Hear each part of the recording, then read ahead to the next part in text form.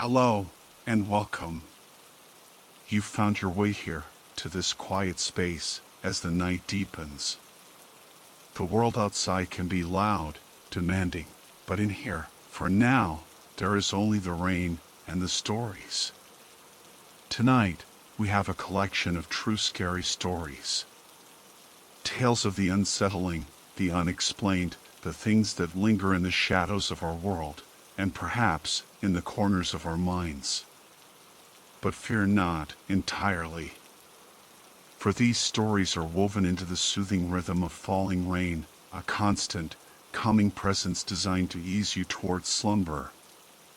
The screen will remain dark, a canvas for your imagination, and a comfort for tired eyes. So, find a comfortable position. Let your muscles unknot, your breathing deepen. Allow the rain to wash over you, and let these tales escort you, perhaps to the edge of unease, but ultimately into a deep and restful sleep. There's nothing more for you to do now but listen, relax, and let go. The stories will begin shortly.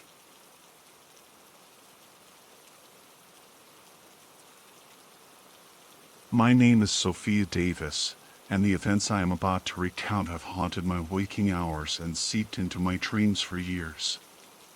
It is a story of a family, the Petersons, who were dear to me, Bobby, Sherilyn, and their sweet young daughter, Madison.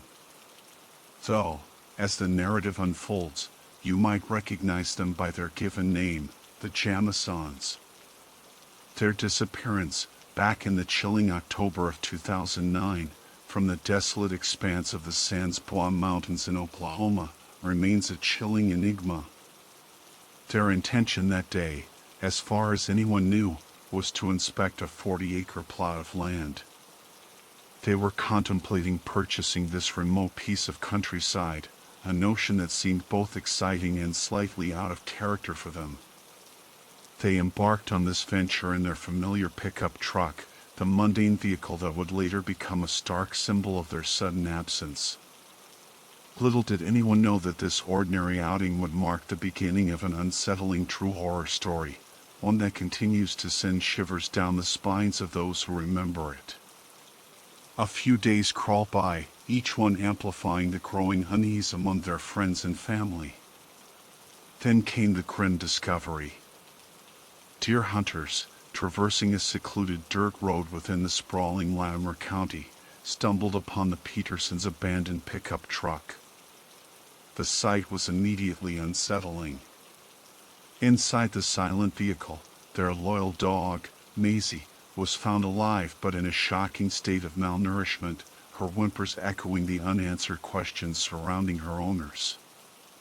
Further inspection of the truck's interior revealed a scene that only deepened the mystery.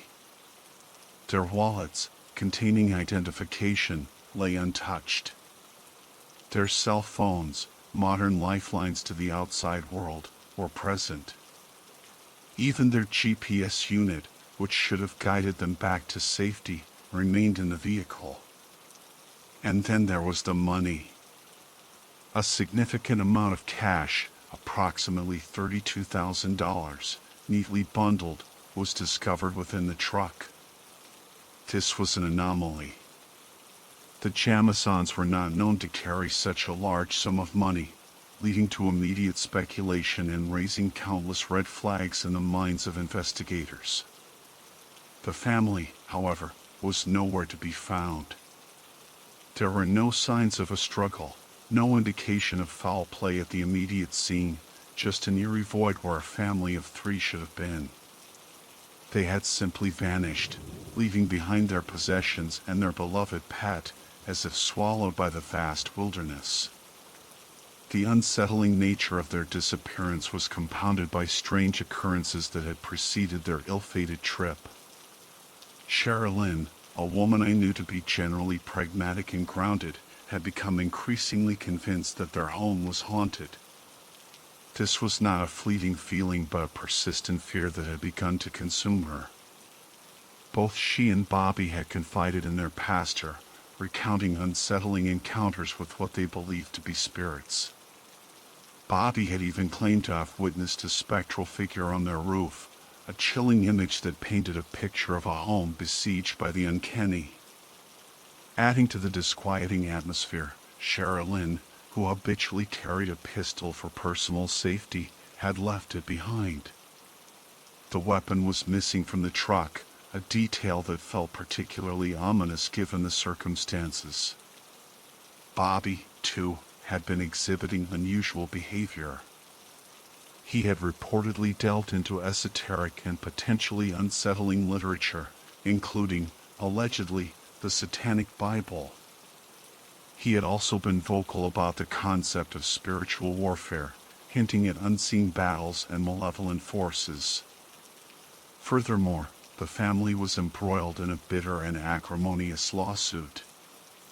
Bobby was locked in a nasty legal battle with his own father, accusing him of making threats and even alleging involvement in methamphetamine production.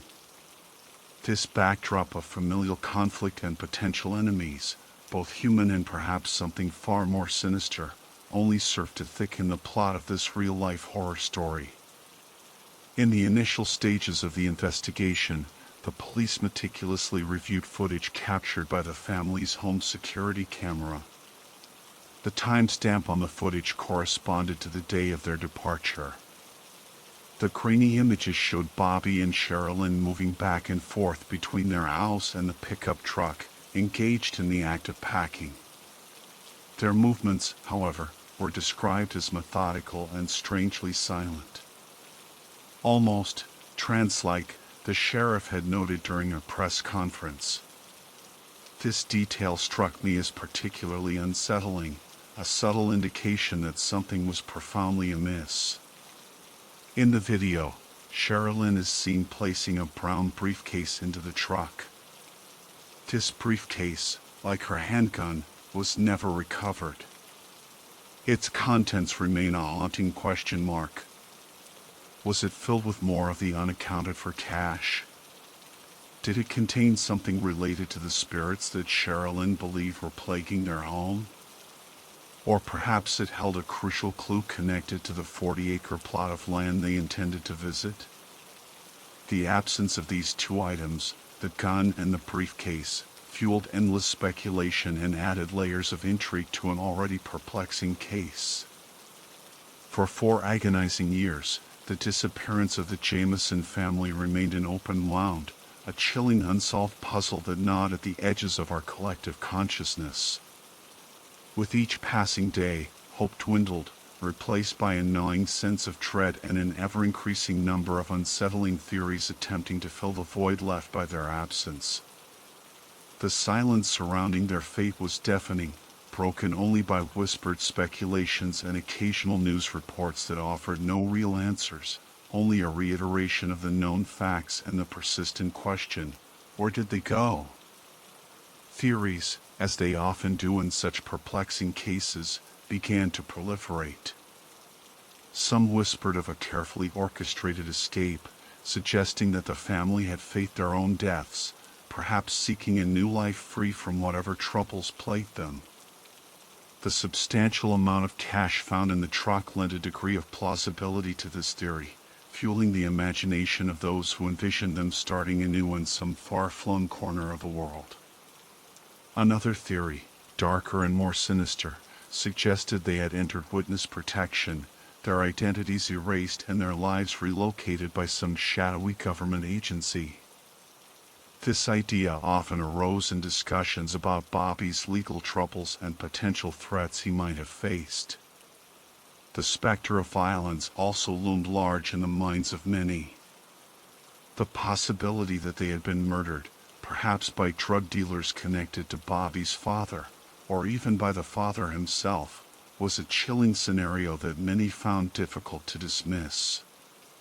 The lawsuit and the accusations of threats and meth involvement painted a picture of a family entangled in dangerous circumstances. Then there was the heartbreaking possibility of a group suicide, a tragic end brought about by the mounting pressures and the unsettling experiences they had reported in the days leading up to their disappearance. Each theory offered a potential explanation, yet none felt entirely satisfactory, each leaving behind lingering doubts and unanswered questions. Then, after 4 long years of unanswered prayers and fading hope, a breakthrough occurred. It was in November of 2013 when the silence was finally broken, not by a definitive answer, but by a discovery that only deepened the mystery. Deer hunters, venturing through the dense woods less than 3 miles from where the Jamison's abandoned truck had been found, stumbled upon skeletal remains. The discovery sent a wave of shock and renewed sorrow through the community. Initially, it was impossible to definitively identify the remains. However, the location, so close to the abandoned vehicle, immediately suggested a connection to the missing family. The subsequent process of identification was painstaking and took several months. Forensic experts meticulously examined the skeletal remains, working tirelessly to piece together fragments of the past. Finally, the grim confirmation arrived. The remains were indeed those of the Jamison family, Bobby, Sherilyn, and young Madison. The news brought a sense of closure for some, a definitive end to the years of uncertainty. But for those who knew and loved them, including myself, the confirmation of their deaths only amplified the lingering questions surrounding their disappearance. Perhaps the most unsettling aspect of the discovery was the undetermined cause of death. Despite thorough examination, forensic scientists were unable to ascertain how the Jamison family had died. There were no bullet holes, no obvious signs of trauma like broken bones that could explain their demise. They had simply ended. This lack of a discernible cause of death only fueled the more bizarre and unsettling theories that had circulated in the years since their disappearance. How could an entire family vanish without a trace and then be found years later with no clear indication of what had befallen them? It defied logical explanation and left a chilling void in the narrative of their final moments. The discovery of their remains stirred up a flood of memories for me, a re-examination of the time I had spent with Sherilyn. We had been close friends, sharing confidences and offering each other support through life's ups and downs. She had a habit of giving me small, often quirky trinkets and leaving me little notes, tokens of our friendship that I had kept tucked away in a box of old letters. In the days following the confirmation of their deaths, I found myself drawn to this box, a tangible link to a friend I would never see again. As I sifted through the faded paper and small mementos, I came across a letter from Sherilyn, one I had almost forgotten. It was postmarked just 2 days before they disappeared. At the time I first received it, the letter had seemed a little odd, not quite her usual chatty style. It was brief, almost cryptic. Rereading it now, in the context of everything that had happened, it took on a whole new, far more sinister meaning. The words seemed to leap off the page, imbued with an unsettling weight I had not recognized before. "The house is quiet now, Sophia," she had written. "They're waiting in the trees. We have to bring the payment. Madison understands. She says the tall man with no face needs it for the crossing. He doesn't like guns. The briefcase is ready. Don't worry about us. We'll be quiet too, soon. Payment? Crossing? A tall man with no face?" The words swam before my eyes, a jumbled mess of the bizarre and the terrifying. In the immediate aftermath of their disappearance, I hadn't shown this letter to the police. It seemed too outlandish, too unbelievable. I had worried they would think I was crazy, or worse, that Sherilyn had been. Perhaps she had been teetering on the edge, her fears of the haunted house escalating into something more profound. But now, Holding this letter in my trembling hands, the pieces seemed to fall into place in a way that sent a cold dread through my very core. The $32,000 in cash, an exorbitant amount for them to be carrying. Their trance-like packing, captured on the security footage. The spirits they had both claimed to see. The missing briefcase. And that hauntingly ambiguous cause of death. It all pointed towards something far more inexplicable than any of the conventional theories. The words of Sherilyn's letter echoed in my mind, each phrase a chilling note in a macabre symphony. They're waiting in the trees. Who were they? Were these the spirits they had seen in their home, now beckoning them towards some unknown destination? We have to bring the payment. The $32,000. It had to be. What else could it be? And for what purpose? Madison understands. How could a young child understand such a thing? The thought sent a fresh wave of sorrow and unease washing over me. She says the tall man with no face needs it for the crossing. This phrase, more than any other, sent a shiver down my spine. A tall man with no face. It was the stuff of nightmares, a figure ripped from the pages of folklore or the darkest corners of our subconscious. He doesn't like guns. This explained the missing pistol. But why? What kind of being would have such a specific aversion? The briefcase is ready. This must have been the container for the payment, now vanished along with Sherilyn's gun. Don't worry about us. We'll be quiet too, soon. This final sentence was the most haunting of all. Quiet. Forever quiet. It suggested not a peaceful rest, but a transition to some silent, unknown state. The implications of the letter were terrifying. Could it be that the Jamisons hadn't been murdered in the conventional sense? Could Sherilyn's words point towards something far more otherworldly, a voluntary journey into the unknown, orchestrated by this faceless entity? The idea was ludicrous, absurd, yet the undeniable facts of the case, the large sum of cash, the trance-like behavior, the lack of a determined cause of death, lent a disturbing credence to her cryptic message. It was a notion that defied logic and reason, but in the face of such an inexplicable tragedy, the boundaries of what seemed possible began to blur.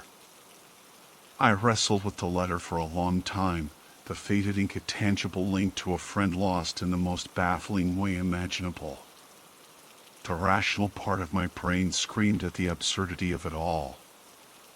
A tall man with no face? A payment for crossing over? It sounded like something out of a bad horror movie, not the reality of a missing family. Yet, the more I considered the details of the case, the more Sherilyn's words resonated with an unsettling truth.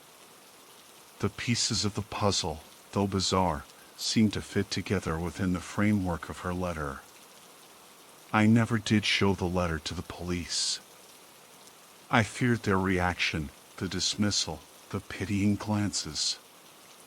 They had their own theories, their own lines of investigation that had ultimately led nowhere. What would they make of this rambling, almost nonsensical note from a woman who believed her house was haunted? They would likely conclude, as I initially had, that Sherilyn was suffering from some form of delusion, a tragic descent into paranoia that culminated in their disappearance. But the money, the packing, the lack of a cause of death, it all kept pulling me back to the unsettling possibility that Sherilyn's letter held the key to the mystery, however unbelievable it might seem. Even now, years later, the story of the Jamison family continues to haunt me. Sometimes, driven by a morbid curiosity and a lingering sense of unease, I find myself driving out towards the Sans Bois Mountains. I never go all the way, never ventured deep into the wilderness where they were last seen. But I drive close enough to feel the stillness, the heavy silence that seems to hang in the air. It's a silence that speaks volumes, a silence that whispers of unanswered questions and unsettling possibilities. Last time I made that drive, I pulled over on a quiet stretch of road, the familiar landscape both comforting and deeply disturbing. I sat there for a long time, gazing into the dense woods, the trees standing like silent sentinels guarding their secrets. And then, I thought I saw something. Tall, standing motionless between the trees, partially obscured by the foliage. It was just a fleeting glimpse, a shape that seemed to stretch impossibly high. But in that instant, a wave of cold dread washed over me. I couldn't make out any features, no face to discern. Just a tall, indistinct shape, unmoving, silent. Waiting. My heart hammered against my ribs. Fear, primal and visceral, gripped me. I didn't wait to see more. I slammed the car into gear and drove away fast, my eyes fixed on the rearview mirror, half expecting to see that faceless figure emerge from the trees. I haven't been back since. But the image of that tall, shapeless figure lingers in my mind, an unsettling confirmation of the fear that has haunted me for so long. I keep thinking about Sherilyn's letter, about the payment being delivered, about them becoming quiet too. What if undetermined cause of death doesn't mean they were killed in the traditional sense? What if they simply crossed over, as Sherilyn suggested? And what if that tall man with no face is still waiting in those woods, amidst the silent trees, for someone else to bring the payment? The thought sends a chill down my spine, a reminder that some mysteries may never be solved, and some horrors may lurk just beyond the veil of our understanding. The quiet of those mountains is a silence I will never truly be able to forget.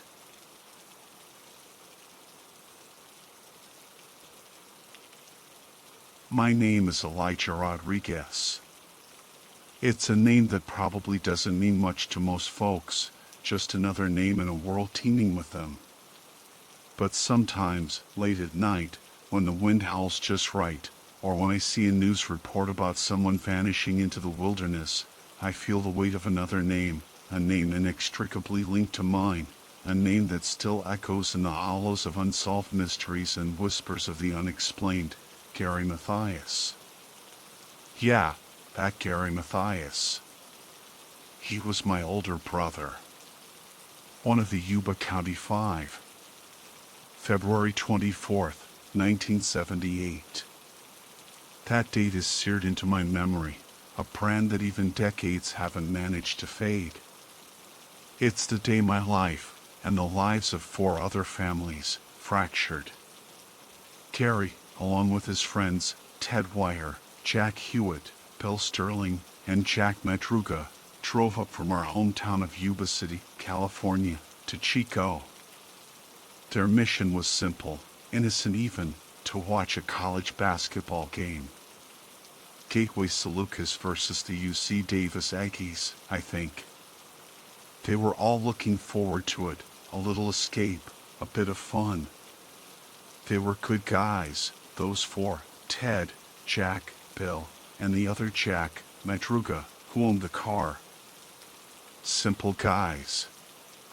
Intellectually disabled, that was the term they used back then. Gentle souls, for the most part, content with their routines, their families, their small circle of camaraderie. Gary, though. Gary was different. He was my brother, and I loved him, but there was always something else about him. He was an army vet, served his time, saw things, I suppose. He came back with a diagnosis, schizophrenia. It was a heavy word, especially in those days. It meant medication, doctors, and a constant, quiet battle waged inside his own mind. He had his rough patches, no denying it. Times when he was withdrawn, lost in thoughts he couldn't or wouldn't share. There were whispers of drug issues too, though how much of that was truth and how much was small-town rumor, I can't say for sure. And yes, there were occasional outbursts, moments when the pressure inside him would crack the surface, a flash of anger or a string of disconnected words that left everyone around him uneasy. But despite all that, he was part of their group. They accepted him, and in his own way, he was fiercely loyal to them. He was their anchor in some situations, their unpredictable wild card in others. The game ended. They saw it, cheered, probably talked about it all the way to the car. Afterwards, they stopped at Bear's Market in Chico, just before it closed around 10. Picked up snacks for the road home, a couple of Hostess cherry pies, a Snickers bar, a Marathon bar, a quart of milk, a couple of Pepsis. Mundane items, the kind of things you grab without a second thought. The last known purchases of 5 living men. Then, they vanished. Just like that. One moment they were there, on the brightly lit periphery of normal life, and the next, they were swallowed by the night. Completely. Their families, ours included, started to worry when they didn't come home. By the next morning, that worry had curdled into a knot of fear. They were reported missing. The calls started, the questions, the slow, dawning horror. It took a few days, an eternity for those of us waiting for the first sign. Not of them, but of their passage.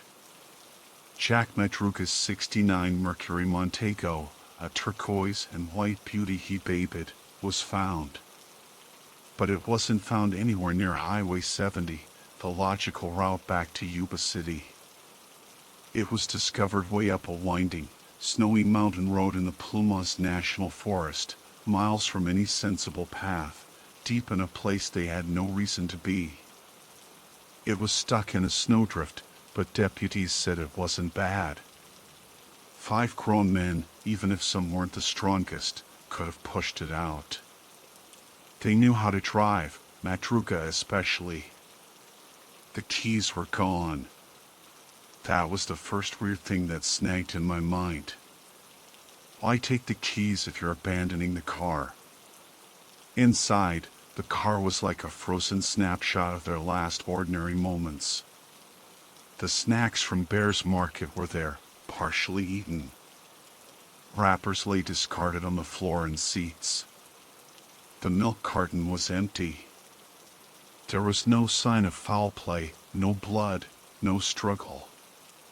Just an abandoned car and the lingering scent of chocolate and fear. It made no sense. Why drive up a remote, treacherous mountain road in the dead of winter, in the dark? And why, oh why, would they abandon a perfectly good car, their only shelter and means of escape, to walk off into a freezing, snow-laden wilderness? The temperature that night had dropped well below freezing. They weren't dressed for a blizzard, just for a basketball game and a drive. The official search began, hampered by the brutal weather. Snowmobiles, helicopters, men on foot. But the forest was vast, indifferent, and the snow kept falling, erasing tracks, burying secrets. Days turned into weeks. The hope that had flickered so desperately at first began to dim, replaced by a gnawing dread.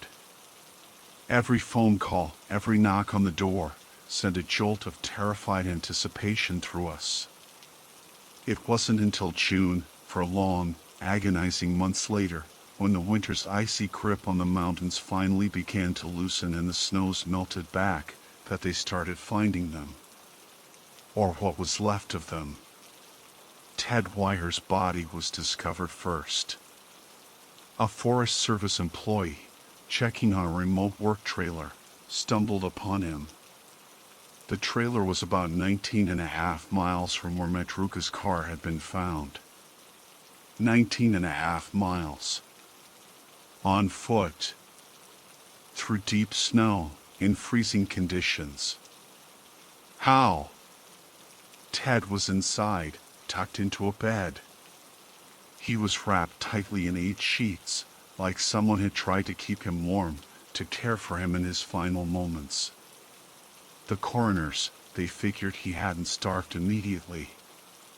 He'd been alive in that trailer for a long time, maybe 8 weeks, maybe even 13. 13 weeks. Alone, or with someone, in that desolate place. He eventually died of starvation and hypothermia, his body wasted away to almost nothing. His shoes were missing. Inside that trailer, there were ration cans, military surplus. Some had been opened, neatly, with a P-38 can opener, a type of opener Gary and Jack Madruga, both Army vets, would have known how to use. That pointed a finger, didn't it? At least one of them had been functional, capable. But here's the kicker, the thing that keeps you up at night. There were also untouched rations, a locker full of them, enough food to last one person a year, maybe more. And there was a propane tank connected to the trailer's heating system. It could have provided warmth, kept the killing cold at bay. But it hadn't been turned on. Or, if it had run out, and they hadn't known how to switch to the new tank, or hadn't been able to. The discoveries didn't stop there. Outside the trailer, not far away, they found the remains of Jack Madruga and Bill Sterling. Animals had gotten to them. Scavenged.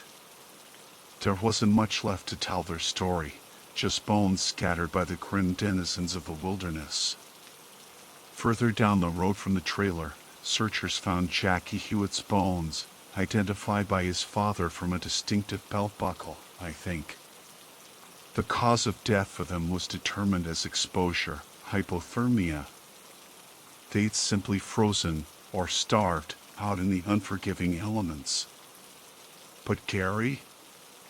My brother? He was never found.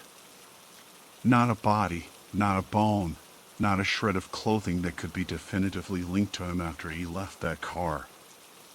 All they found that was his, definitively his, were his leather tennis shoes. His good shoes. Left neatly inside that Forest Service trailer, placed near where Ted Wyer's body lay. His shoes. This single detail became an obsession for investigators, for our families, and especially for me. If Gary had been in that trailer, and the presence of his shoes strongly suggested he had, then he had likely been the one who took care of Ted, wrapping him in those sheets. He was the one, other than Madruga, who'd know the P-38. It painted a picture of Gary, perhaps lucid, perhaps driven by some desperate instinct, tending to his dying friend. But why leave his shoes?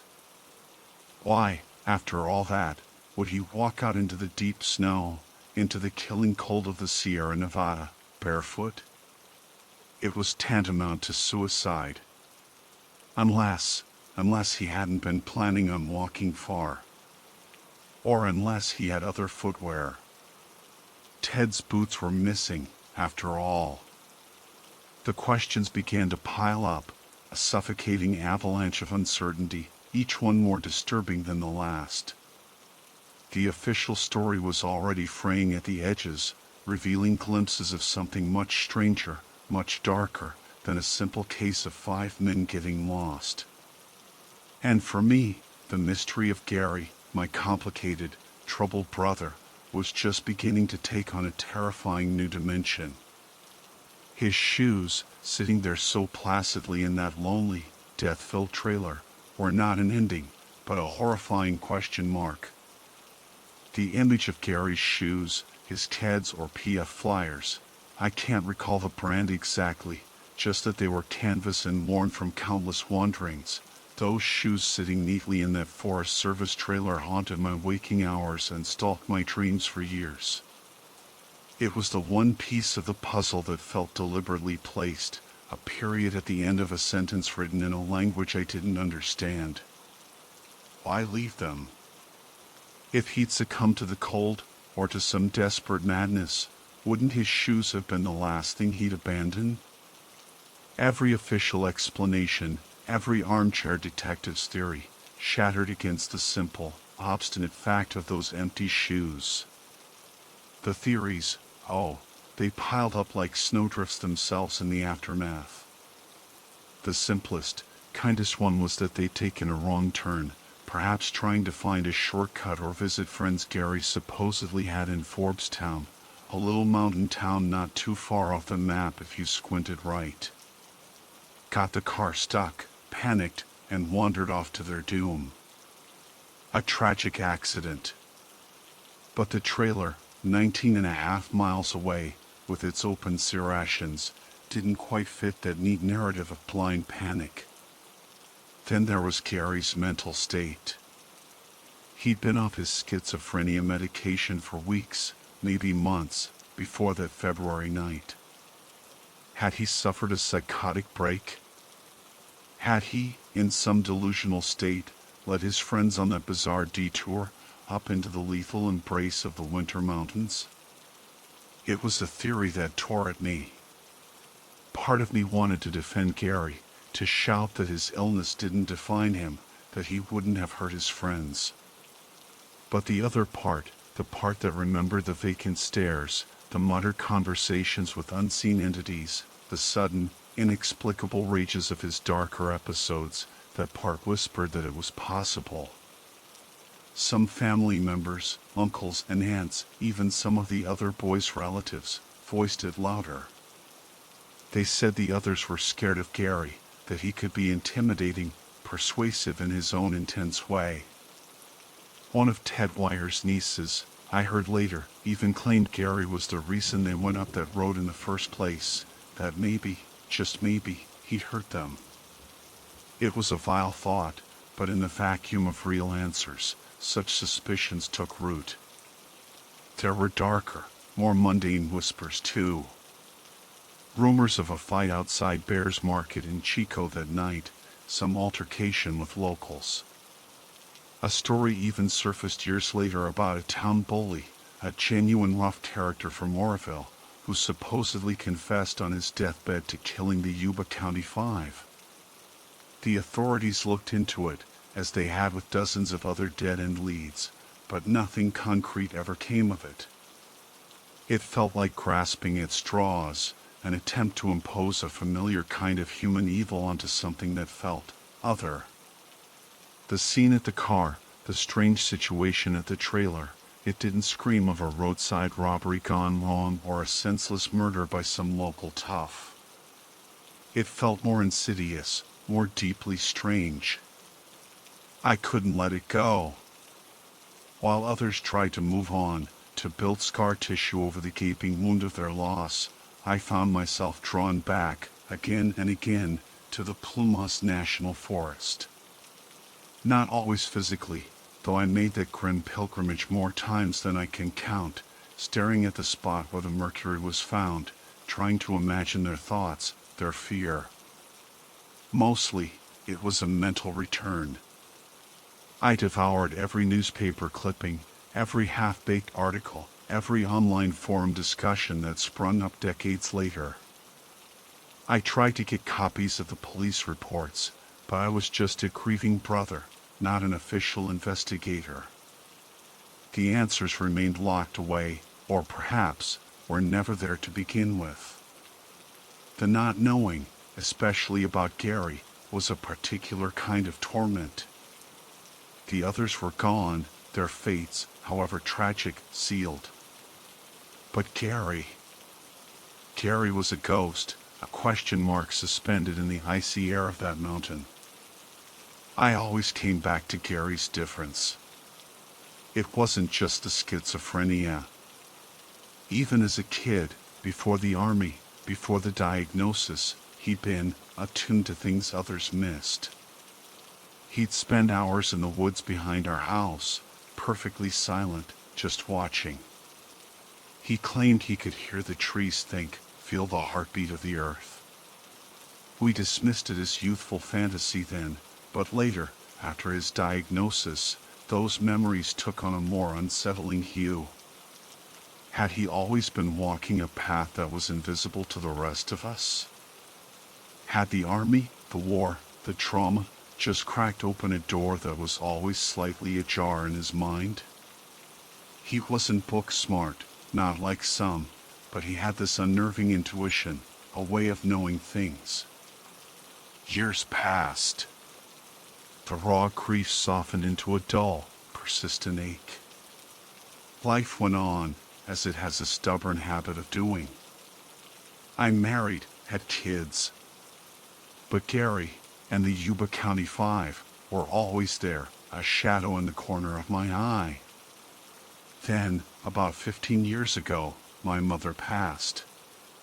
Going through her belongings, and subsequently Gary's few remaining possessions she kept stored in her attic, I found his old army footlocker. It was mostly old uniforms, medals, letters. But at the very bottom, folded neatly beneath a faded photograph of him in his dress greens, was a map. It was a topographical map, worn at the creases, stained with something I couldn't identify. And it was of the Plumas National Forest. My breath caught in my throat. I spread it out on the floor, my heart hammering against my ribs. His handwriting, unmistakably Gary's, was on it. There were markings. The first was a small, precisely drawn circle in blue ink. My eyes traced the contour lines, the familiar names of creeks and peaks. And then I saw it. The circle was around the exact location of that Forest Service trailer where Ted Wire had been found. A cold dread, so profound it felt like a physical blow, washed over me. It wasn't a random stumble. He knew it was there. Or, at the very least, he knew of its location before they ever left Yuba City that day. My gaze scanned the map, frantic now. There was another circle, further up the mountain from the trailer, deeper into the wilderness, in an area even more remote. This one was labeled in Gary's small, neat block letters, shelter. No official trail led there on this map, or any other I'd later consult. What shelter? Another trailer? A cabin? A cave? And then, my blood truly ran cold. There was a third mark. Higher still, near the desolate, wind-scoured peak of a largely inaccessible mountain, was another circle, this one drawn with a slightly heavier hand. Beside it, one word, also in Gary's script, the Watcher. The Watcher. The name itself sent a shiver down my spine that had nothing to do with the chill of the attic. It wasn't a place name I recognized. It wasn't on any official register. It was something else. Something Gary knew. Something he deemed important enough to mark on his map. The map changed everything. My carefully constructed, if still incomplete, understanding of that night shattered. This wasn't just about getting lost, or a psychotic episode leading them astray into random wilderness. This hinted at a plan, a destination, a terrifying, premeditated journey into the unknown. What if Gary hadn't been lost at all? What if he led them to that trailer deliberately, knowing it was a refuge, however grim? Maybe he stayed with Ted, just as we theorized, cared for him until the end. And his shoes? Ted's boots were missing from the trailer. The reports always said that. What if Gary, knowing he had further to go, knowing his own canvas shoes were useless in the deep snows higher up, had taken Ted's sturdier, warmer boots, leaving his own behind not as a sign of madness or surrender, but as a practical exchange, or perhaps even a marker, a sign for those who might follow or understand. But where was he going? Towards that shelter? That seemed logical, perhaps a better stocked hideout he knew of from his solitary wanderings or some forgotten army exercise. But the Watcher?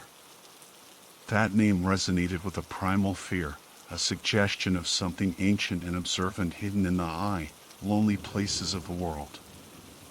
What if my brother, my troubled, enigmatic brother, hadn't just vanished into the snow? What if he'd gone to meet something? Or to become something? The questions that had haunted me for decades suddenly seemed naive, almost quaint. The mystery had deepened, twisted into shapes I couldn't comprehend, leading me away from the realm of human tragedy and into the shadowed lands of the truly inexplicable, the truly terrifying. Gary hadn't just been escaping. Maybe he had been arriving. The map became my world. Spread out on my desk, its creases deepening with each unfolding, it was a portal into Gary's fractured, enigmatic mind. Those 3 circles, those 2 words, shelter, the Watcher, they pulsed with a silent, insistent energy. I'd stare at them for hours, tracing the contour lines with a trembling finger, the names of forgotten creeks and shadowed valleys becoming a litany. At night, I dream of them, the trailer, a haven of flickering warmth in an ocean of cold, the shelter, a vague promise of safety further up, always just out of reach, and the Watcher, a towering, indistinct presence at the roof of the world, its gaze heavy and ancient. My days became consumed with a new, feverish kind of research. I scoured local Plumas County histories, hoping for some forgotten legend, some Native American tale that might mention a Watcher on that particular peak. I delved into old Forestry Service archives, looking for records of unlisted structures or strange occurrences in that remote sector. Nothing. The mountain on the map where the Watcher was marked was just another unnamed, forbidding massif, a place of rock and wind, too high, too desolate for casual human passage. It was as if the name, and whatever it signified, existed only in Gary's mind, and now, on this yellowing piece of paper that felt increasingly like a cursed artifact. The pull was undeniable. A gnawing, visceral need to go there, to follow the breadcrumbs Gary had left, to stand where he might have stood. To understand. My wife, Sarah, saw the change in me. The old grief, which had settled into a quiet melancholy, was now agitated, replaced by a restless, haunted energy. She worried. My kids were grown, with lives of their own, but they too noticed my renewed obsession. How could I explain to them that I needed to walk into a wilderness that had already claimed 5 men, one of them my own brother, searching for something that sounded like a figment of a madman's fantasy? But I had to. The map wasn't just a clue, it felt like an invitation, or a summons. The following spring, when the snows had retreated enough to make the lower trails passable, I drove up to Plumas. I told Sarah I was going to visit the grave sites again, to pay my respects. A half-truth. My real destination was far beyond any marked trail. I had Gary's map, a compass, a backpack filled with supplies, enough for a few days, though a cold knot of dread in my stomach told me this journey wasn't about survival in the conventional sense. Finding the Forest Service trailer, or what was left of its location, it had been removed years ago, I believe, was difficult enough, even with the map. The forest had reclaimed much, but the faint indentation in the earth, the lingering sense of desolation was still there. 19.5 miles from the car. I stood there for a long time, imagining Ted Wire, alone, wrapped in sheets, Gary's shoes nearby. The air was still, heavy with unspoken stories. From there, the ascent towards the coordinates Gary had marked as shelter began in earnest. There was no path. I was pushing through dense undergrowth, scrambling over fallen logs. The sun had dappled, inconsistent light through the thick canopy. The silence of the deep woods pressed in, broken only by my own labored breathing and the occasional snap of a twig. It took the better part of a day. As dusk began to purple the sky, I stumbled into a small, unnaturally level clearing. And there it was. Or what was left of it. The shelter wasn't a cabin, not anymore. It was the collapsed ruins of one, timbers rotten and moss-covered, the roof caved in, looking like it had been abandoned for decades, if not longer. But amidst the decay, there were signs that gave me pause. A relatively newer-looking, rust-eaten can, the kind that might have held beans or stew, lay half-buried in the leaf litter. And on one of the few remaining upright posts of what might have been a doorway, someone had crudely scratched a symbol, a circle with a dot in the center. My skin prickled.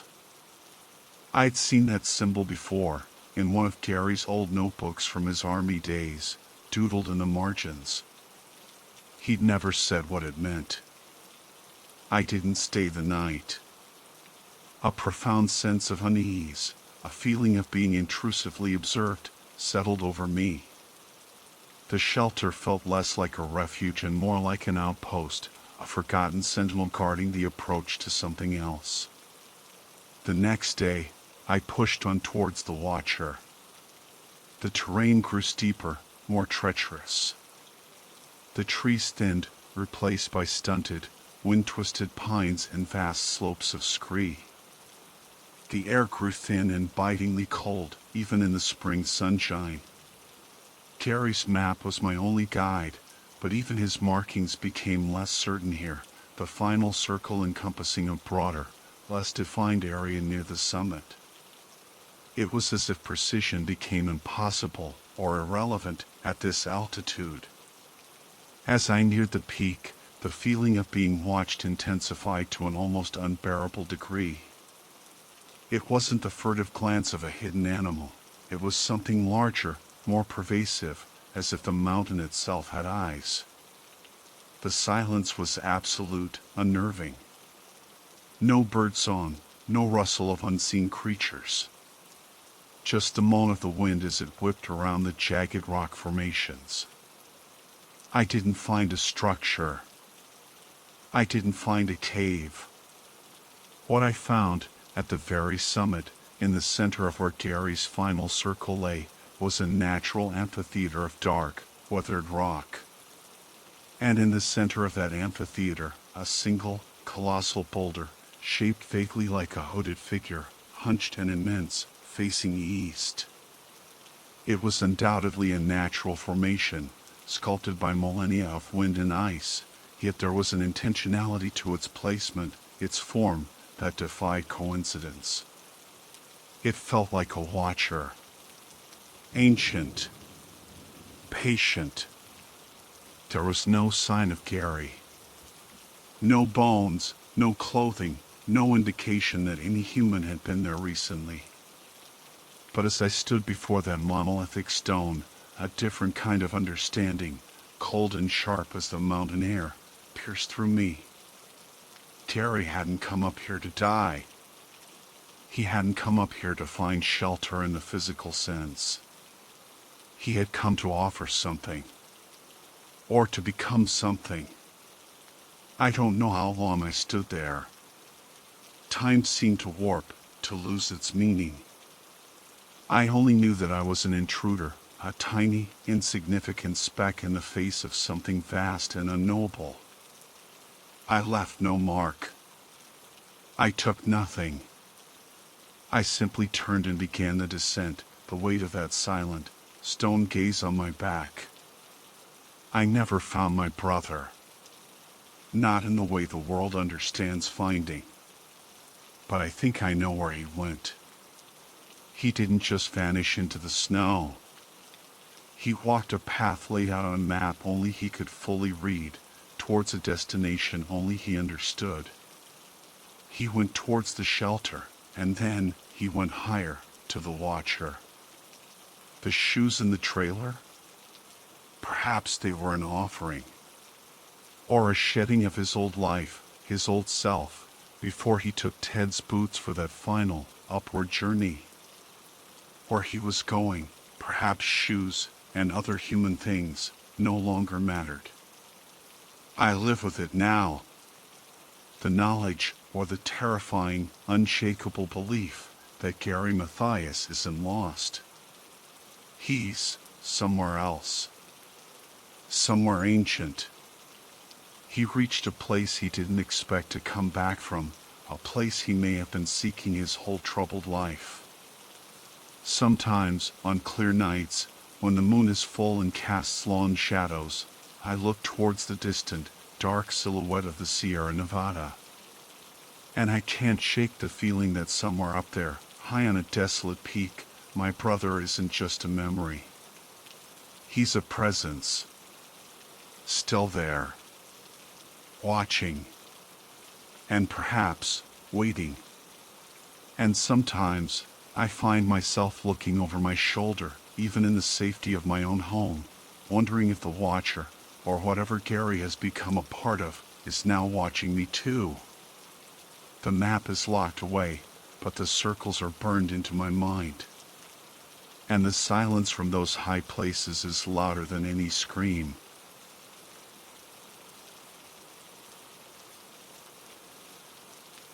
My name is Isabella Martinez. That name, the one I've written down countless times, the one that's called out in waiting rooms or signed at the bottom of forms, it feels like a placeholder sometimes, a borrowed identity. The name that truly defines me, that echoes in the hollow spaces of my memory, is intrinsically linked to another, Dorothy Jane Scott. My mother.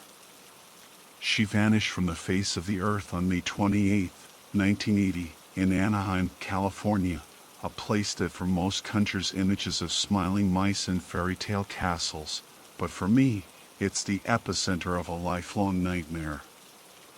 I was only 4 years old then, a whirlwind of pigtails and skinned knees, blissfully unaware that the axis of my world was about to tilt violently and permanently. But the story, the chilling, fragmented narrative pieced together from hushed adult conversations, police reports, and yellowed newspaper clippings, and the pervasive, unshakable fear, those became the invisible architects of my entire existence. It's a strange inheritance, this legacy of terror, a constant hum beneath the surface of everyday life, a shadow that stretches long and dark, no matter how brightly the sun shines. Mom was a vibrant soul, a splash of color in a sometimes muted world. That's how I choose to remember her, based on the few faded photographs I possess and the stories recounted by those who knew her. She worked at a place called Swinger's Psych Shop. The name itself sounds like a relic from a bygone era, a hazy, incense-filled den of counterculture curiosities. I imagine it smelling of patchouli and nagkampa, stocked with psychedelic posters, esoteric books, and paraphernalia that hinted at a world beyond the mundane. It was a job, a way to keep a roof over our heads in our small Stanton apartment, but it also seemed to fit her personality, or at least the one I've constructed in my mind, a little unconventional, a little rebellious, but fundamentally kind. The night she disappeared, May 28th, began like any other working day for her, or so I've been told. She was at an employee meeting at the shop. The kind of mundane event that thousands of people attend every day, never imagining it will be the prelude to a life-altering tragedy. One of her coworkers, a man named Conrad Bostron, experienced a sudden medical issue. A spider bite, of all things. Not just any bite, but one that triggered a severe, alarming reaction. His skin probably flushed, maybe he felt dizzy, his breathing labored. Panic would have rippled through the small group. And Mom, being the person she was, the person everyone described as inherently caring, instinctively compassionate, offered to help. She wasn't one to stand by if someone was in distress. She offered to drive Conrad, along with another coworker, Pam Head, to the UC Irvine Medical Center ER. It was a simple act of kindness, the sort of gesture she'd likely made countless times before, never suspecting this one would be her last. They arrived at the emergency room, a place usually associated with healing and safety, but for my mother, it became a terrifying exit point. While Conrad was being attended to by medical staff, his spider bite examined and treated, and Pam was waiting to get his prescription filled, Mom decided to make things easier for them. It was late, around 11 p.m. The hospital parking lot would have been dimly lit, punctuated by the stark, sterile glow spilling from the hospital windows. She told Pam she was going to get her car, a white Toyota station wagon, a detail that seared into my brain, and bring it around to the exit. A practical thought, a considerate gesture. Pam and Conrad, their immediate crisis with the spider bite seemingly under control, waited. Moments later, they saw it, the familiar silhouette of Mom's white station wagon approaching. The headlights cut through the darkness, growing brighter, almost blindingly so. They would have expected it to slow, to pull up to the curb where they stood. But it didn't. Instead, in a move that must have sent a jolt of confusion and then dawning alarm through them, the car accelerated. It sped past them, a blur of white metal and glaring light, then took a sharp, decisive right turn out of the parking lot, its taillights winking once before vanishing into the night. They couldn't see who was driving. The windows were probably up, the figure behind the wheel obscured by the glare and the speed. They waited. At first, perhaps they reasoned she'd suddenly remembered something, an urgent errand, or maybe even a forgotten concern about me, her 4-year-old daughter at home. Had she suddenly panicked, thinking she needed to check on me? It was a plausible explanation, one they likely clung to as the minutes ticked by. But an hour passed, then another. The initial explanations would have started to fray, replaced by a growing unease, then a creeping dread. No word. No call. My mother, Dorothy Jane Scott, was gone.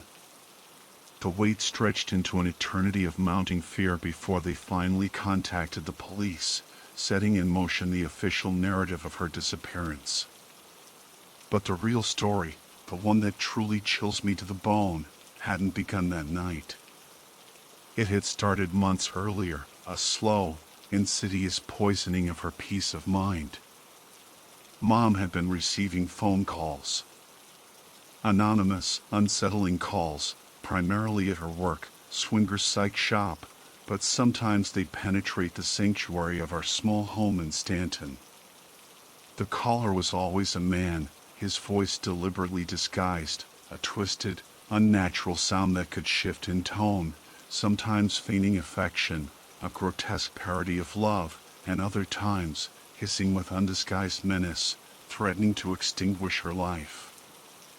This wasn't just random harassment. He knew things. He knew her routine with an intimacy that was terrifying. He knew where she worked, the hours she kept. He knew where she lived with me, her little girl. He painted a target on her back with his whispered words, telling her he was watching her, transforming her familiar world into a landscape of potential threat. Every shadow, every unfamiliar face, every unexpected ring of the phone must have become a source of anxiety. One day, the terror escalated from auditory to tangible. He called her at work, his disguised voice no doubt sending shivers down her spine. He told her to go outside, that he had something for her. Imagine her state of mind, the conflict between fear and a desperate need to understand, to confront, perhaps even to appease this unseen tormentor. She went out. And there, lying on the windshield of her car, was a single, dead, red rose. Not a symbol of love, but a macabre token, a withered promise of something sinister. Red, the color of passion, but also of blood. Dead, like he wanted her to be. Another time, his call was even more explicit, more brutal. His voice, described as low and chilling, delivered a horrifying vow. He would get her alone, he would cut her up into little bits, so small that no one would ever find her. The sheer, visceral horror of that threat is unimaginable. It wasn't just a threat of death, but of utter annihilation, of erasure. She was, by all accounts, terrified. The vibrant woman I barely remember was living under a constant cloud of fear. It's no wonder she started taking karate lessons, a desperate attempt to reclaim some sense of agency, some power over her own safety. She even talked about buying a handgun, a thought that speaks volumes about the level of her desperation, her feeling of being hunted. The carefree spirit was being systematically eroded, replaced by a woman looking over her shoulder, her nerves frayed, her nights likely sleepless. This was the reality of her life in the months leading up to that May night, a prelude of terror before the final, silent act of her abduction. And I, a child on the periphery, sensed the shift, the subtle tightening in her embrace, the new anxieties that flickered in her eyes, even if I couldn't comprehend the monstrous reality that stalked her. The world, for a 4-year-old, is a series of immediate sensations, of concrete realities. My mother was there, a warm presence, a soothing voice, the scent of her hair, the gentle touch of her hand. Then, she wasn't. The explanations offered by my distraught grandparents, Jacob and Vera, were undoubtedly simple, couched in gentle terms a child might grasp. Mommy's gone away for a little while, or Mommy's playing hide-and-seek. But children possess an unnerving intuition for adult anxieties. I felt the seismic shift in our small universe. I was now living in my grandparents' house, a place that had always been a haven of comfort and treats, but which now felt steeped in a silent, pervasive sorrow. The air was thick with unspoken fears, with my grandmother Vera's soft weeping behind closed doors, with my grandfather's furrowed brow and endless, hushed phone calls. The vibrant colors of my small world seemed to dim, replaced by a muted palette of uncertainty and a fear I couldn't name but felt deep in my bones. The true, orchestrated torment began about a week after Mom vanished. The phone calls. Not to our little apartment in Stanton, which now sat empty, a silent testament to a shattered life, but to my grandparents' home. They usually came on Wednesday afternoons, a detail so specific, so routine, it was like a twisted appointment. And it was almost always my grandmother Vera who answered, her voice already trembling with apprehension each time the phone pierced the fragile quiet of their house. The voice on the other end was male, but distorted, disguised, a grotesque mockery of human speech. It was him, the man from Mom's nightmares, the man who had stalked her in life, now reaching out to torment those she had left behind. His messages were brief, brutal, designed to inflict maximum pain with chilling efficiency. "I've got her," he'd rasp, the words slithering through the phone line like venomous snakes. Or, with a chilling finality, I killed her. Then, a sharp click, the line going dead, leaving behind a silence more terrifying than any sound. My grandmother would stand there, the receiver still pressed to her ear, her face ashen, her body trembling. They tried to trace the calls, of course. The police were involved, but this was 1980. Technology wasn't what it is today. He was too quick, too cunning. He never stayed on long enough. This hideous ritual, this weekly injection of terror and grief, continued for 4 long, agonizing years. For years of Wednesday afternoons turning into crucibles of fear. For years of my grandmother flinching every time the phone rang. For years of a disembodied voice holding my family hostage. I was young, but I remember the oppressive atmosphere, the way conversations would cease when I entered a room, the drawn, haunted expressions on the faces of the adults who were trying so hard to shield me from a horror that was too vast, too monstrous. Then, on June 12, 1980, barely 2 weeks after Mom was ripped from our lives, the monster decided to broaden his audience. He didn't call my grandparents that day. He called the Orange County Register, the local newspaper that had, by then, published articles detailing Mom's mystifying disappearance. He spoke to an editor, his voice presumably carrying that same disguised, chilling quality. "I killed her," he declared. "I killed Dorothy Scott." The words themselves were horrifying enough, a bald confession. But he didn't stop there. He added a layer of twisted possessiveness, a grotesque claim of affection that made the declaration even more obscene. She was my love. And then, the chilling justification, the blame cast upon the victim. I caught her cheating with another man. I killed her. The truly terrifying part, the detail that cemented in the minds of the police that this caller was no mere crank, but the actual perpetrator, was his knowledge. He knew things that hadn't been released to the public, details that only someone present during those final hours could have known. He knew, for instance, about Conrad Bostron's spider bite, that seemingly innocuous incident that had set the night's tragic events in motion.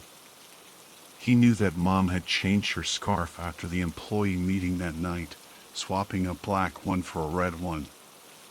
How could he possibly have known that unless he was there, watching, waiting, observing her every move with predatory focus? He tried to weave a narrative of his own, claiming that Mom had called him from the hospital that night. But Pam Head, the coworker who had been with Mom consistently, swore that Mom never made any such call. She was with her the entire time until Mom walked out to the parking lot alone. The police were convinced this caller, this self-proclaimed lover and executioner, was Mom's killer. Yet, he remained a ghost, a voice without a face, a phantom leaving a trail of terror. Years crawled by, each one heavy with the weight of unanswered questions and the suffocating presence of her absence. Then, in August 1984, nearly 4 years and 3 months after she disappeared, a grim discovery was made. Construction workers, preparing a remote site off Santa Ana Canyon Road, stumbled upon bones. Not just animal bones, which are common enough in such desolate locales, but human bones, commingled with the remains of a dog. And they were burned, a desperate, brutal attempt to obliterate identity, to ensure she would never be found. Nearby, glinting amidst the disturbed earth, lay a turquoise ring and a watch. Mom's turquoise ring, one I vaguely remembered her wearing.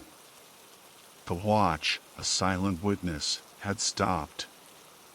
Its hands were frozen at 12:30 a.m. on May 29th, roughly an hour after her white Toyota station wagon had been seen speeding out of the UC Irvine Medical Center parking lot. An hour in which her fate was sealed. Dental records, stark and clinical, provided the irrefutable, heartbreaking confirmation. The human remains belonged to my mother, Dorothy Jane Scott. One might think that the discovery of her remains, as horrifying as it was, might bring some sort of closure, some end to the torment. It did not.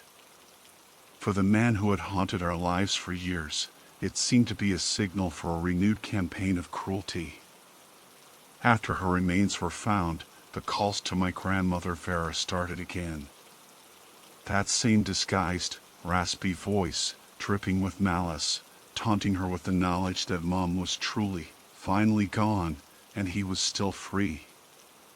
The police, frustrated and desperate, hooked up a recording device to my grandparents' phone. They prayed he would stay on the line long enough, give them something, anything, to trace. But he was too careful, too sadistic. He'd whisper his cruelties and then vanish back into the ether before they could get a lock.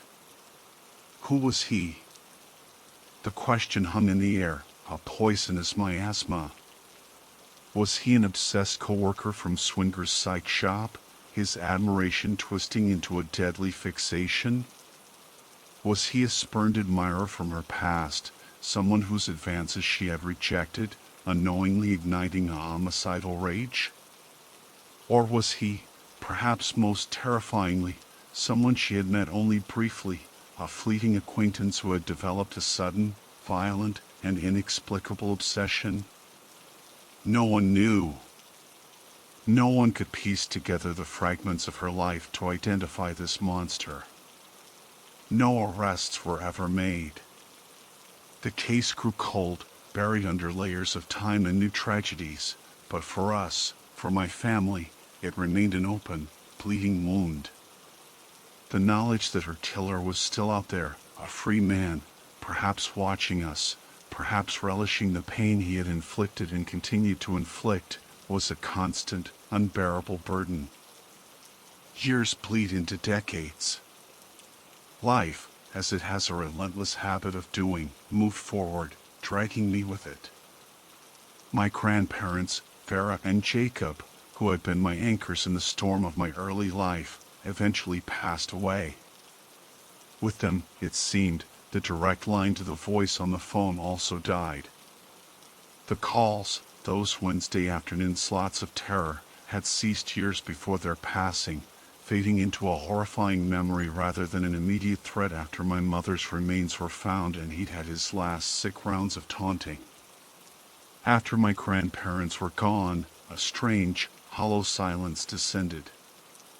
The monster, it appeared, had finally grown tired of his game, or perhaps, without Vera's shattered voice to feed his sadism, his primary audience was lost.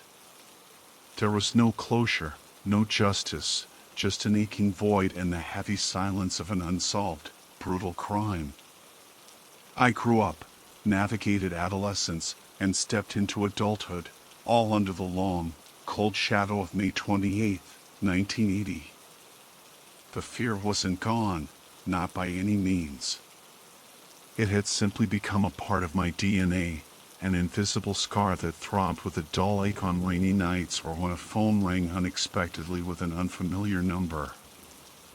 I built a life, as best as one can when its foundations are laid on such treacherous ground.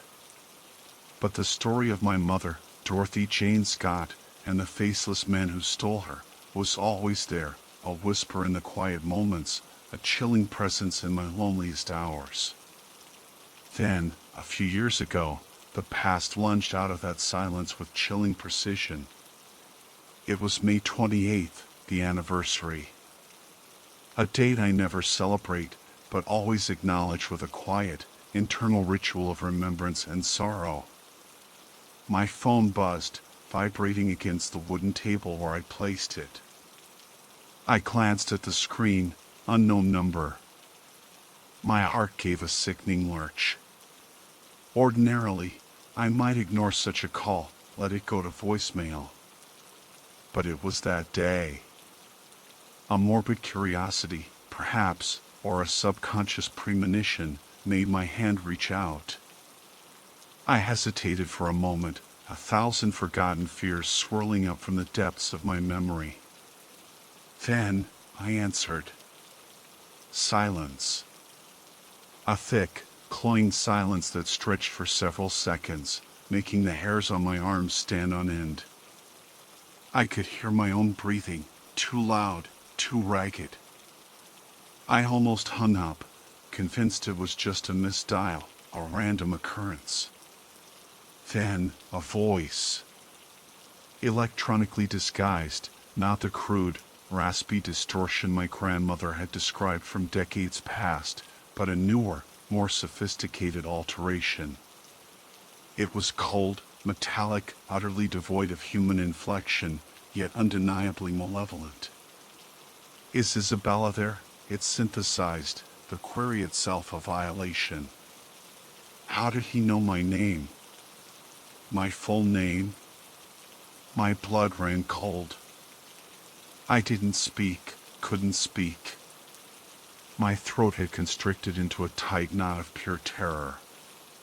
The voice, if you could call it that, didn't wait for an answer. I have something for her mother. And then, the click. The line went dead. I sat there, phone still pressed to my ear, the synthesized words echoing in the sudden, deafening silence of my apartment. I have something for her mother. What could that possibly mean? After all these years, what something could he have for a woman whose ashes were scattered, whose life had been brutally extinguished decades ago? A wave of nausea washed over me. Was it a confession he wanted to finally share, to unburden his blackened soul before he died? Or was it something more sinister, a trophy, a memento he had kept from that night, something he now wanted to torment me with, the next generation? The possibilities were a gallery of horrors in my mind. The call hasn't been repeated. Not yet. But that single, brief intrusion was enough to shatter the fragile peace I had painstakingly constructed over the years. It was a stark, terrifying reminder he was still out there. The man who had watched my mother with obsessive eyes, who had left dead red roses as tokens of his twisted affection and impending violence. The man whose whispered threats had turned her life into a living hell. The man who had, under the cloak of a late May night, snatched her from a hospital parking lot, a place of presumed safety, and ended her life. The man who then, with unparalleled cruelty, tormented her grieving parents for years, his disembodied voice a constant, agonizing reminder of their loss and his freedom. He hadn't forgotten. He hadn't moved on. And now, it seemed, he knew me. He knew how to reach me. The fear I live with now is different from the inherited fear of my childhood. That was a fear learned from the sorrow and anxiety of others. This is direct. It is personal. It's the chilling certainty that the man who destroyed my mother's life and irrevocably shaped mine is not just a ghost from a tragic family story. He is a tangible presence, a lingering threat, a predator who, even in his old age, for he must be old now, still possesses the capacity and the desire to inflict pain. Every unknown call now carries a fresh wave of dread. Every silent moment feels pregnant with the possibility of his voice returning.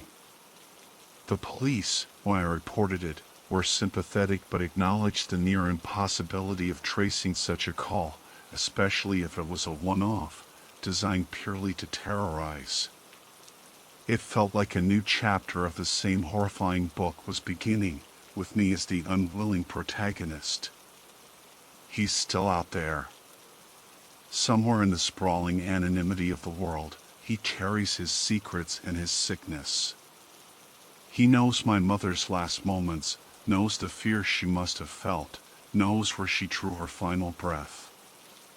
He holds all the pieces of a puzzle that has tormented my family for generations. And perhaps, someday, when the mood strikes him, or when the anniversary rolls around again, or maybe just on some random Wednesday afternoon, he'll call again. My phone will ring, and on the other end will be that voice, a chilling echo from a past that refuses to stay buried, a past that is my present, and, I fear, my future. The silence he leaves behind is the loudest sound I know.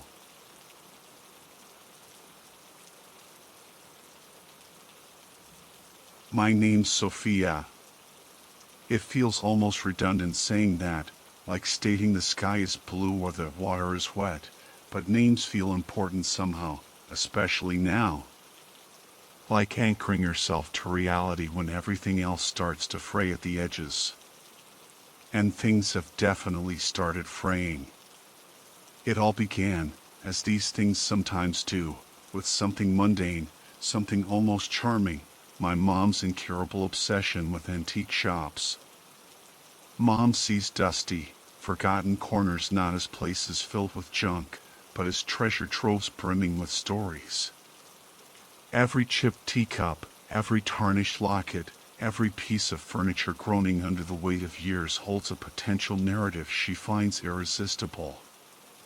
Our house is a testament to this passion, a carefully curated museum of other people's pasts. Usually, her finds are harmless, if occasionally clutter-inducing. A vintage armchair here, a set of slightly creepy porcelain dolls there, okay, maybe not entirely harmless to my sanity, a collection of faded postcards from places that might not even exist anymore. I'd grown accustomed to the gentle scent of old wood, beeswax polish, and the faintest hint of mothballs that perpetually clung to our home. Then came the mirror. She found it tucked away in the back of a particularly gloomy shop downtown, the kind where sunlight seems hesitant to enter. Even Mom admitted it gave her a slight pause, but the craftsmanship, she said, was undeniable. And it was. It's a standing mirror, tall enough that I can see myself from head to toe, encased in a heavy, ornate frame. The frame looks like it was once silver, but time and neglect have coated it in a deep, uneven tarnish, black in the crevices, dull gray on the raised surfaces. Intricate carvings wind their way around the edges, coiling vines, strange, unidentifiable flowers with too many petals, and hidden among them, if you look closely, small, unsettling faces peeking out. They aren't cherubs or any recognizable motif. They look almost pained, mouths open in silent screams. Mom called it Gothic revival, beaming with pride. I just thought it looked heavy, both physically and metaphorically. She decided its perfect place was the upstairs hallway, right at the end, facing the stairs. Her reasoning was practical. It would open up the space and be useful for a last-minute appearance check before heading out. During the day, it fulfills that function perfectly, if a little somberly. The glass itself is old, thick, with a few faint ripples and imperfections that subtly distort the reflection, like looking at yourself through ancient water. Sometimes, catching my reflection as I walked past in the bright morning light, I'd notice the slight wave in the glass made my shoulder look broader, or my hair seem thicker on one side. Minor quirks easily attributable to its age. It reflected the worn runner on the hallway floor, the paintings on the opposite wall, the dust motes dancing in the sunbeams slanting from the landing window. It reflected reality, albeit a slightly warped, antique version of it. The change happens late at night. Not every night, not at first. It started subtly, easily dismissible. It's usually when the house is silent, everyone else asleep, The only light source the dim night light in the hall socket, or maybe the faint glow spilling from the bathroom if I'd gotten up for water. I'd be walking back to my room, half asleep, my mind fuzzy. And I happened to glance, just glance, at the mirror as I passed. The first time, I barely registered it. A flicker, a momentary sense of rawness that my tired brain couldn't immediately process. I saw my shape, my pajamas, my messy hair. But the face, it wasn't quite right. I stopped, blinked, and looked properly. There I was, tired eyes, neutral expression, just my normal reflection staring back, maybe looking a little spooked now. I shook my head, blaming fatigue, the poor lighting casting strange shadows. An optical illusion, nothing more. The old glass playing tricks. But it happened again a few nights later. Another late-night trip, another peripheral glimpse. This time, the detail was clearer, sharper, lodging itself in my mind like a splinter. My reflection, the one caught in that fleeting, sideways look, was smiling. It wasn't my smile. Mine, when genuine, is wide, maybe a little goofy. When forced, it's tight-lipped. This smile was predatory. Wide, yes, but unnatural, stretching the lips too far, showing too much teeth, teeth that looked somehow sharper, longer in the dim light. And it wasn't smiling with me, or at something amusing. It felt like it was smiling at my unawareness, my vulnerability. The most chilling part was that I wasn't smiling. My own face, when I dared to look back directly a second later, was slack with sleepiness and confusion. The reflection immediately snapped back to mirroring my own expression, the disturbing grin vanishing as if it had never been there. Then came the eyes.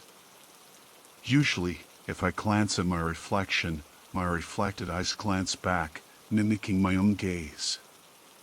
But sometimes, late at night, in that split second before my brain fully registers, the eyes in the mirror aren't looking where mine are. They seem fixed, staring straight ahead, or worse, angled slightly towards me in the hallway, even if my own head is turned away. And the expression in them, it's not my tired indifference or sleepy confusion. It's an intense, focused, and utterly alien awareness. Cold. Calculating. Sometimes, they seem darker than my own, like deep, empty pools. Other times, they seem to glint with a malevolent amusement that sends a shiver crawling directly up my spine, cold and sharp. It's the combination that truly unnerves me. The raw eyes, filled with that chilling awareness, paired with that wide, predatory, silent smile. It feels like looking at a mask worn by my own reflection, a mask hiding something dreadful. I started trying to rationalize, desperately. It had to be the light. The shadows. The tarnished frame casting weird reflections onto the glass. The imperfections in the glass. My own mind, overtired and imaginative, projecting fears onto an inanimate object. I told myself these things repeatedly. I even tried experimenting, turning the hall light on fully before walking past late at night. In the brighter light, the reflection usually behaved, mimicking me perfectly, the unsettling details absent. But the feeling didn't entirely disappear. Even under full illumination, passing the mirror late at night felt like walking past a silent observer, something holding its breath, waiting for the darkness to return. Now, I actively avoid looking at it when I walk down the hall after dark. I keep my eyes fixed on the floor, on the opposite wall, anywhere but the surface of that old, ornate mirror. but sometimes I can't help it. A flicker of movement in the corner of my eye, the primal instinct to check my surroundings, and my gaze darts towards it involuntarily. More often than not, lately, the smiling stranger with the wrong eyes is waiting there in the class, just for that split second. And I swear, sometimes, the smile seems whiter than before. Avoiding the mirror became a nightly ritual, a silent, tense navigation of my own home. My path from the bathroom or kitchen back to the sanctuary of my bedroom involved hugging the opposite wall, my gaze deliberately fixed on the floral pattern of the wallpaper or the grain of the wooden door frames. But ignorance, I was quickly learning, wasn't bliss, it was merely a postponement. The peripheral glimpses didn't stop. If anything, they became more insistent, harder to dismiss as mere tricks of light or fatigue. The smiling reflection felt like it was actively trying to catch my eye, leaning slightly forward in the glass, its unnerving grin seeming to stretch wider each time, impossibly wide. Sleep offered little escape. My dreams became infected by the mirror. Sometimes I dreamt I was trapped inside the glass, looking out at my own terrified face in the hallway. Other times, the smiling reflection would step out of the mirror, moving silently through the darkened house, its wrong eyes fixed on my bedroom door. I'd wake up with a gasp, heart pounding, drenched in cold sweat, the silence of the house feeling oppressive, charged with unseen energy. The hallway outside my room, even with the door shut, felt like forbidden territory after midnight. I started losing sleep, the cumulative effect of the nightly dread and disturbed dreams leaving me perpetually exhausted. Dark circles formed under my eyes, real ones, not the imagined darkness in the mirror's gaze. I became jumpy, irritable. During the day, the mirror seemed almost benign, mockingly normal. I'd force myself to stand in front of it, studying my reflection intently. It was just me, tired, pale, anxious me. The glass was old, yes, with those slight waves, but nothing overtly sinister. The carved faces on the frame still looked pained, but in the daylight, they just seemed like overly dramatic Gothic artistry. Yet, the memory of the nightly transformation lingered, a cold knot in my stomach. Was I losing my mind? Was the stress finally getting to me? I tried subtly probing my mom about the mirror. Did the antique dealer say anything about its history, Mom? I asked one afternoon, trying to sound casual as I helped her dust the living room, carefully avoiding any polishing duties near the hallway. She waved a feathered duster vaguely. "Oh, you know how those places are, dear. They barely know where they got half their stock. Probably came from some old estate sale." "Why?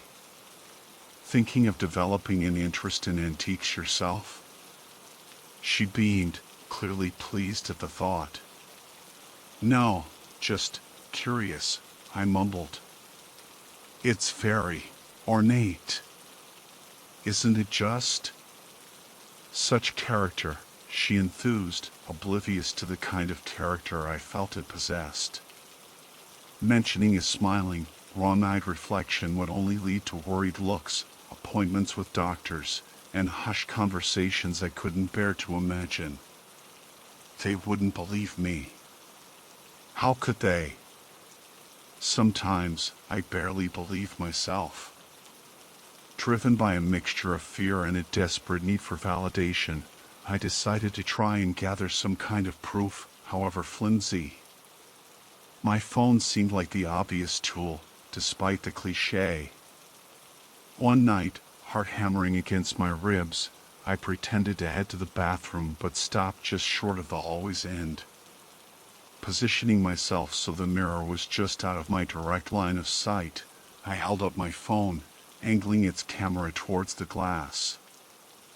I didn't look at the screen, terrified of what I might see directly.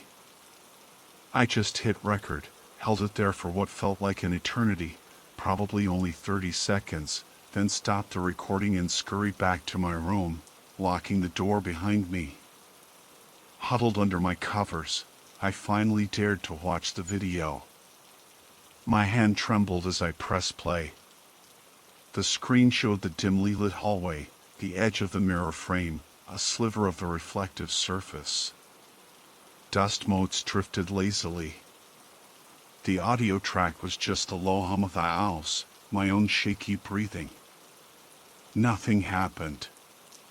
The reflection in the sliver of visible glass showed only the opposite wall, exactly as it should. There was no smiling face, no wrong eyes. Just empty, silent hallway. A wave of frustration mixed with a strange, unwelcome relief washed over me. Was it really all in my head?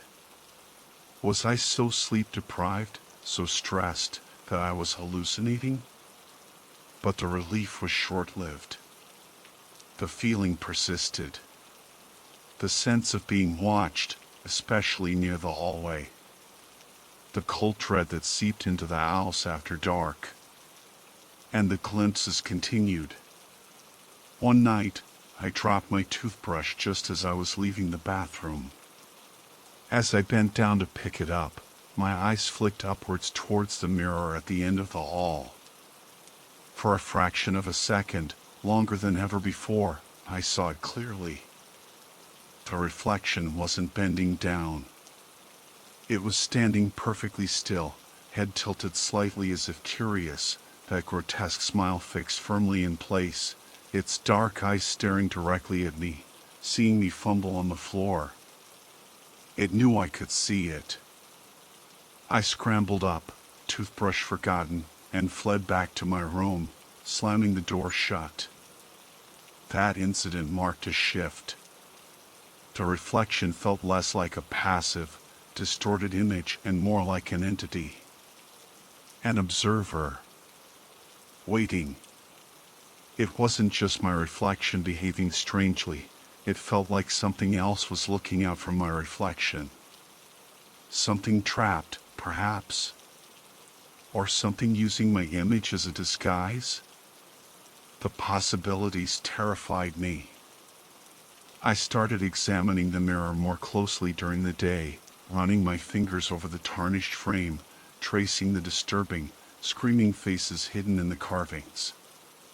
They seemed more numerous than I first thought, almost writhing beneath the layers of tarnish.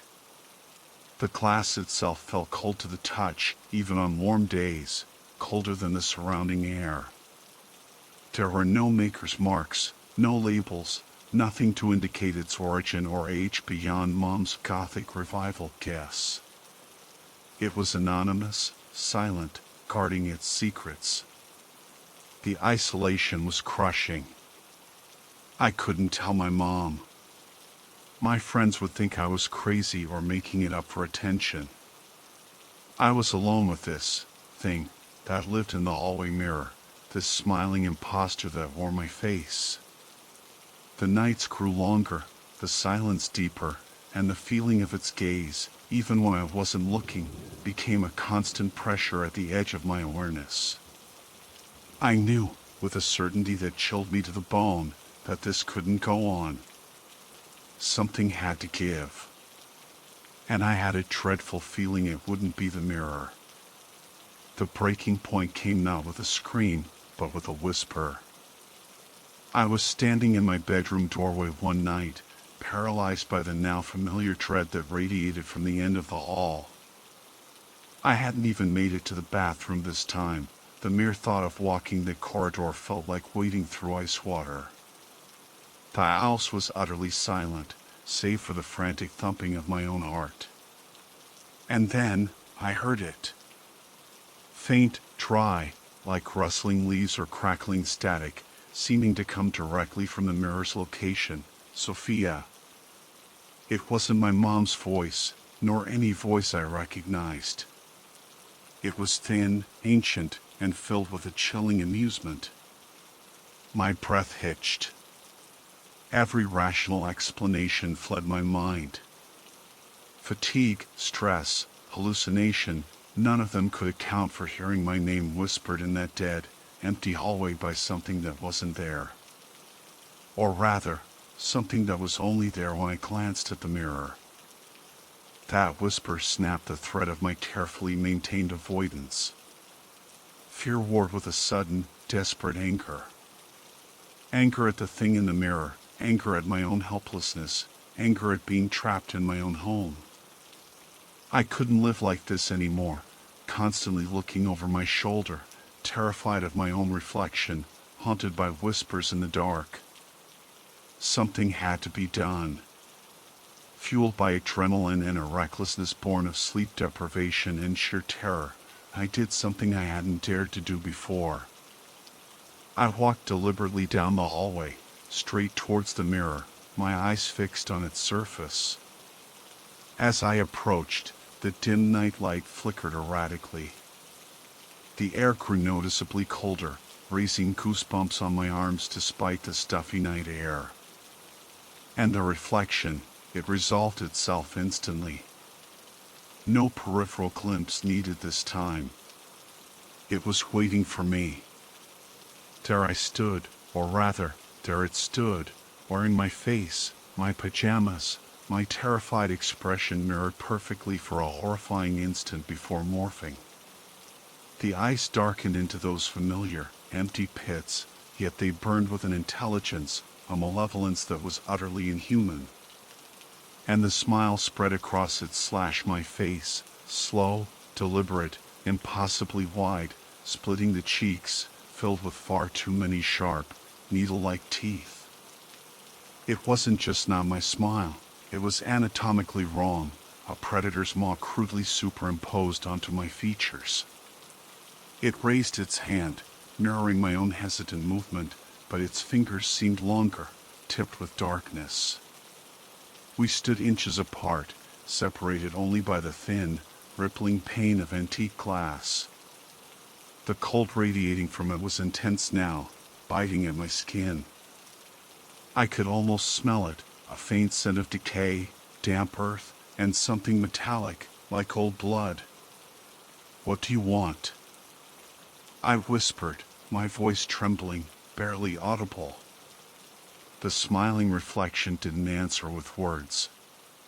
Instead, its smile widened further, impossibly, grotesquely. And then, it moved.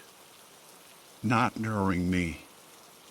It tilted its head to the side, a slow, cracking sound seeming to emanate from the glass itself, like old bones settling. Its eyes stayed locked on mine. It was asserting its independence, showing me it was not bound by my movements. It was its own entity, merely borrowing my appearance. Panic surged, raw and overwhelming. I had to stop this. Get rid of it. Cover it. Destroy it. My eyes darted around. Nearby was a heavy brass candlestick holder Mom kept on a small hallway table, another antique, solid and weighty. Without thinking, I lunged for it, my reflection mimicking the movement but its expression shifting from smiling mockery to something akin to predatory hunger. I hefted the candlestick holder, the brass cool and solid in my sweaty palm. "Get out!" I screamed, swinging it with all my might towards the smiling face in the glass. Time seemed to warp. As the heavy brass arced towards the mirror, the reflection's hand shot up, not to block, but seemingly to meet my blow from the other side of the glass. Just before impact, its fingers looked like they were pressing against the surface from within, the glass seeming to bulge slightly outwards around them. The candlestick struck the glass with a sickening thud, not the sharp crack of shattering I expected. A spider web of fine fractures radiated from the point of impact, but the mirror held. It didn't break. Through the cracks, the reflection still stared back, its smile unwavering, perhaps even wider now. The eyes seemed to burn brighter. And I could have sworn I heard it again, that dry, rustling whisper, right beside my ear this time. Stay. I stumbled back, dropping the candlestick with a clatter that echoed unnervingly loud in the silence. The fractures on the mirror seemed to pulse faintly with the dim light. The reflection remained, distorted by the cracks but undeniably there, watching me, smiling its horrific smile. It hadn't even flinched. Terror turned into a desperate need to escape. I didn't care about proof, or understanding, or fighting back anymore. I just needed to get away from it, away from the house, away from the thing that wore my face and whispered my name. I scrambled back to my room, threw random clothes into a bag, grabbed my keys and wallet, my hand shaking so violently I could barely function. I didn't look back as I fled down the stairs and out the front door, into the pre-dawn gloom. I drove until the sun came up, ending up in a cheap motel miles away. The cracked, smiling face burned into my memory. I haven't been back. I called my mom, made up a story about needing space, about feeling overwhelmed. She was confused, hurt, but eventually accepted it, thinking it was just teenage angst amplified. I couldn't tell her the truth. I couldn't tell her about the thing living in her prized antique mirror. Sometimes I wonder if she sees it too, now that I'm gone. Or maybe it only ever wanted me. I check my reflection constantly now. In bathroom mirrors, shop windows, the blank screen of my phone. So far, it's always just me staring back, tired, haunted, but undeniably me. But sometimes, late at night, when I'm exhausted, caught off guard by a glimpse in a darkened window, I think I see it. Just for a fraction of a second. The eyes, slightly wrong. A flicker of a smile that isn't mine. I tell myself it's trauma, paranoia, my mind playing tricks after what I experienced. But I can't shake the feeling that hitting the mirror didn't trap it or stop it. Maybe the cracks just made it easier for it to see out. Or maybe, just maybe, a tiny piece of it latched on, waiting patiently behind my own eyes for another chance to smile. My name is Sophia, and I'm afraid I might not be alone in here anymore.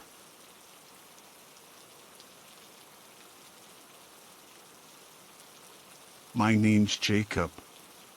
Or at least, that's what I called myself before the woods changed things. Before the silence started screaming and the darkness grew eyes. I suppose, technically, it's still my name, etched onto a driver's license gathering dust somewhere, tied to a life that feels like a half-remembered dream, a life of spreadsheets, traffic jams, and the incessant, soul-crushing hum of the city. That life was precisely why I found myself hauling a 50-pound pack deep into the green labyrinth of the Appalachian Trail. I needed to clear my head, or so I told myself. In reality, I needed to escape. Escape the noise, the expectations, the gnawing feeling that I was just a cog in a machine I didn't understand, grinding away my youth for, what? A slightly bigger apartment? A newer car? The mountains promised simplicity, solitude, a raw connection to something more fundamental. Or so I thought. The first 2 days were exactly what I'd craved. The physical exertion was brutal, my city-softened muscles screaming in protest with every upward slope, but it was a clean pain, an honest fatigue earned through effort, not stress. The air was crisp, smelling of damp earth, pine needles, and decaying leaves, a perfume far richer than any cologne. Sunlight filtered through the dense canopy in shifting patterns, dappling the forest floor in gold. The only sounds were the crunch of my boots on the trail, the chirping of unseen birds, the occasional rustle of a squirrel darting through the undergrowth, and the whisper of the wind through the ancient trees. It was peaceful, profoundly so. The solitude was immense, almost intimidating at first. I hadn't seen another hiker since leaving the trailhead parking lot, a small gravel patch that already felt a world away. Miles of wilderness stretched in every direction, and I was just a tiny, insignificant speck moving through it. That insignificance felt liberating, shedding the weight of my urban existence like an old skin. I made camp the first 2 nights with a growing sense of accomplishment. Setting up the small, one-man tent, filtering water from burbling streams, cooking simple meals over my small camp stove, these small acts of self-reliance felt deeply satisfying. As darkness fell, the woods transformed. The familiar shapes of trees became looming silhouettes against the twilight sky. The sounds changed too. The daytime chorus gave way to the hooting of owls, the chirping of crickets, and the occasional, distant howl of a coyote. It was wild, untamed, but not yet threatening. I'd sit by my small fire, nursing a cup of tea, watching the embers glow, feeling a sense of peace I hadn't known in years. The vastness of the night sky, thick with stars unobscured by city lights, was humbling. I felt small, yes, but also connected to something immense and timeless. The third day felt different. The air was heavier, the sunlight seemed less vibrant, filtered through a haze that hadn't been there before. The usual birdsong was muted, almost absent in long stretches of the trail. An unnerving stillness settled over the woods, broken only by the sound of my own passage. It wasn't threatening, not exactly, but it was pervasive. A sense of being watched began to creep into the back of my mind, a primal prickle on the nape of my neck. I dismissed it as fatigue, paranoia born of isolation. What could be watching me? A deer? A black bear? Both were possibilities, but the feeling was more persistent, more focused than simple animal curiosity. I found myself glancing over my shoulder more often, scanning the dense tree-line, searching for movement that wasn't there. The silence felt less like peace and more like a held breath. By the time I found a suitable spot to make camp for the third night, a palpable sense of unease had taken root. It was a small clearing, barely large enough for my tent and a fire pit ring left by previous campers. The trees seemed to crowd closer here, their branches interwoven overhead, blocking out much of the fading light. Gathering firewood felt like an urgent necessity rather than a routine chore. I worked quickly, wanting the comfort and security of flames before total darkness descended. The fire caught easily enough, but it seemed weaker than the previous nights, the flames flickering hesitantly, casting long, dancing shadows that seemed to writhe just beyond the circle of light. I huddled close to the fire, trying to shake off the oppressive atmosphere. The silence was absolute now. Not even the chirp of a cricket broke the profound stillness. It felt unnatural, as if the entire forest was listening, waiting. The fire crackled, spitting sparks into the gloom, but it felt like a losing battle against the encroaching dark. It was dwindling faster than I liked, the precious stockpile of wood shrinking rapidly. I knew I should get more, but the thought of venturing even a few steps away from the meager light sent a shiver down my spine. I strained my ears, listening for any sound, anything to break the suffocating quiet. That's when I heard it. Snap. A sharp, definitive crack, like a heavy foot stepping on a dry branch. It wasn't distant. It came from the darkness just beyond the reach of the firelight, somewhere within the dense tree line bordering the clearing. My blood ran cold. Every nerve ending screamed. I froze, barely breathing, straining to hear more. Silence answered, thick and heavy. Was it an animal? A deer, maybe? A bear foraging? But the sound had a deliberate quality, a weight that didn't feel quite right for a skittish deer. Minutes passed, each one stretching into an eternity. My heart hammered against my ribs like a trapped bird. I told myself it was nothing. An animal. A falling branch. My tired mind playing tricks. Then another snap. Closer this time. Followed by a faint rustling, like something large shifting its weight amongst the dead leaves on the forest floor. Panic flared, hot and sharp.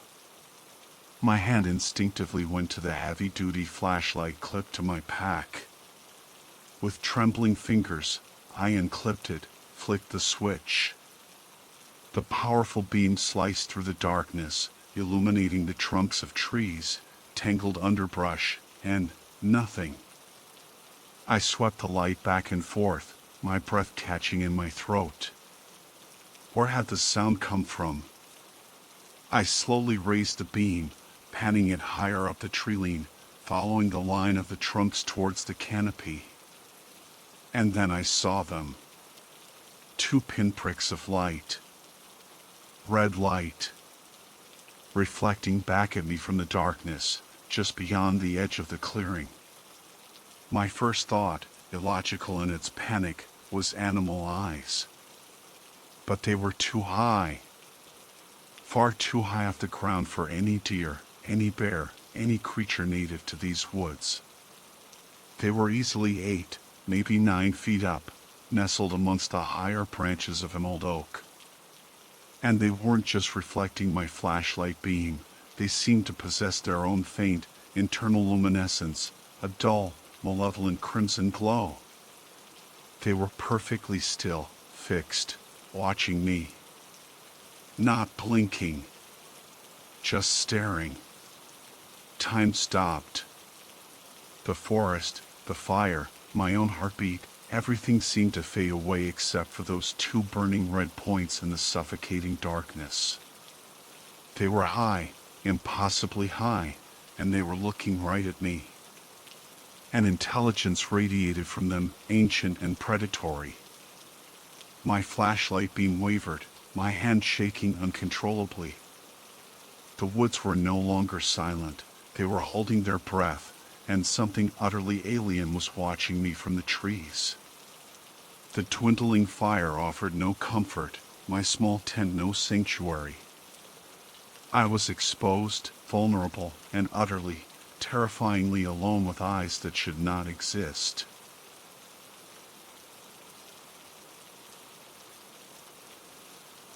My name's Jacob. It feels strange saying that now, like introducing a character from a book I read long ago, someone whose life diverged so sharply from my own that the name barely feels like mine anymore. But that's who I was when I stepped onto the Appalachian Trail, pack heavy on my shoulders, mind even heavier with the static noise of a life gone slightly off the rails. I needed to disconnect, to walk until the rhythm of my boots on the earth drowned out the echoes of arguments, the pressure of deadlines, the gnawing sense of just failing. The woods, I figured, were the ultimate reset button. No emails, no ringing phones, just trees, mountains, and the raw, quiet truth of survival. Or so I thought. The first 2 days were exactly what I'd craved. The initial strain on my muscles gave way to a steady cadence, my body remembering the hikes of my youth. Sunlight dappled through the dense canopy, painting shifting patterns on the forest floor. The air was crisp, smelling of damp earth, pine needles, and the subtle perfume of unseen wildflowers. I saw deer grazing peacefully, squirrels chattering indignantly from branches, even a fat black bear lumbering across a distant ridge, unnerving, sure, but natural. Part of the landscape. I felt the tension easing from my shoulders, the mental noise quieting to a low hum. I made camp easily, ate simple meals, and fell asleep under star-dusted skies, lulled by the gentle symphony of the wilderness, rustling leaves, chirping crickets, the distant hoot of an owl. It was peaceful. It felt like healing. The third day, the trail climbed steeper. The trees grew taller, older, their branches interwoven overhead like skeletal fingers, blocking out more of the sun. The air felt heavier, cooler. The silence wasn't peaceful anymore, it felt watchful. I pushed myself harder, wanting to make good mileage before nightfall, a strange urgency nipping at my heels. I told myself it was just the exertion, the altitude maybe. By late afternoon, exhaustion was setting in. I found a small clearing, barely larger than the footprint of my tent, nestled amongst thick rhododendrons and towering oaks. It felt secluded, maybe a little too secluded, but it was flat, and water was nearby. Good enough. Setting up camp felt different this time. My movements were jerky, clumsy. Every snap of a twig underfoot made me jump. The usual camp chores felt like monumental efforts. Gathering firewood took longer than it should have. The dead wood seemed scarce, hidden beneath damp leaves as if the forest was hoarding it. The sun dipped below the ridge line with alarming speed, plunging the clearing into a deep twilight that swallowed colors and sharpened shadows. I got the fire going, but it was reluctant, sputtering and spitting smoke, consuming the dry tinder quickly and demanding constant attention.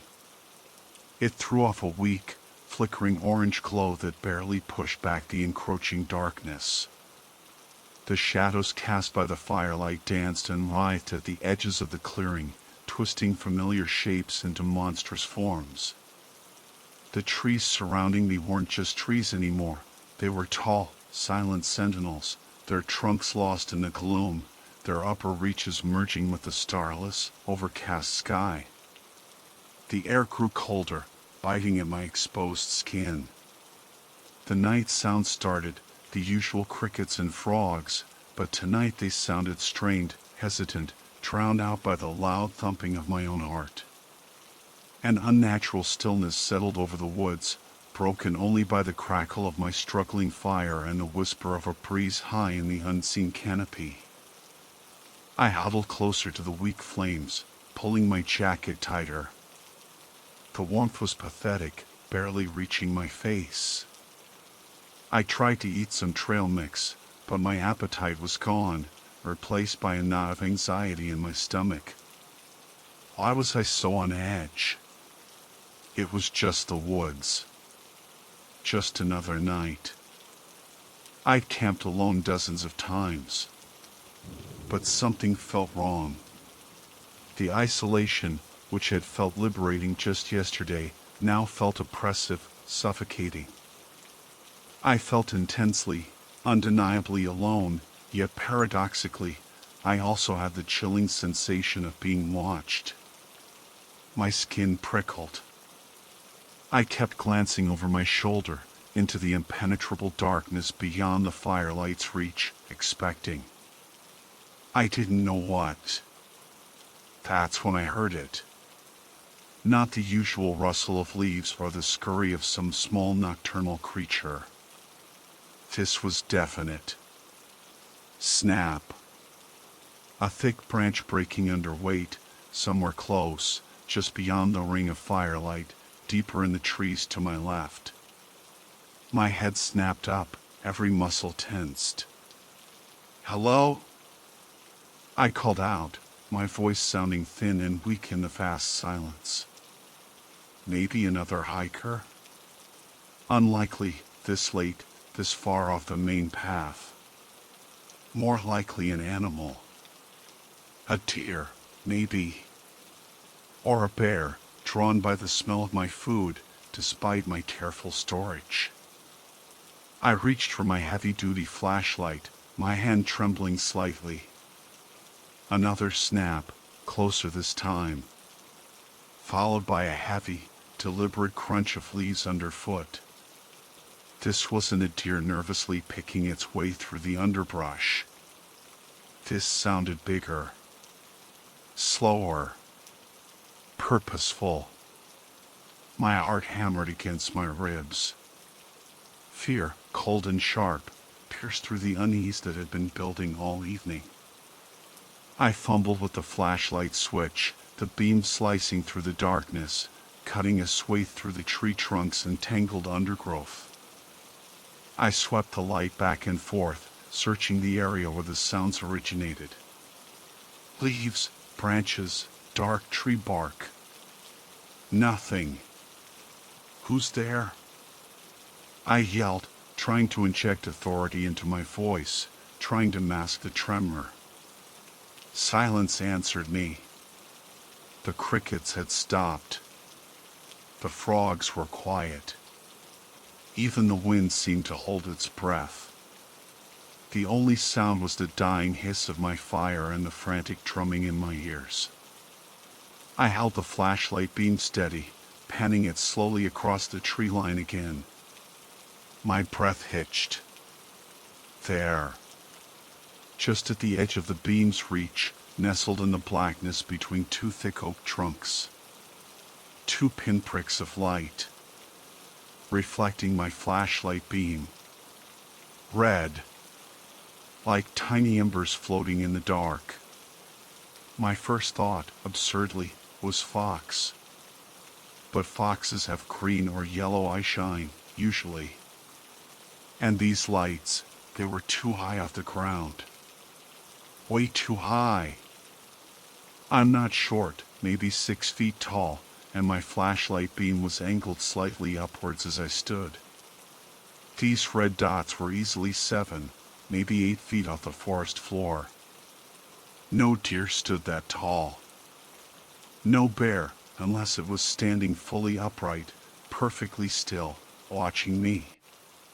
And bears don't typically have red eye shine. They weren't animal eyes.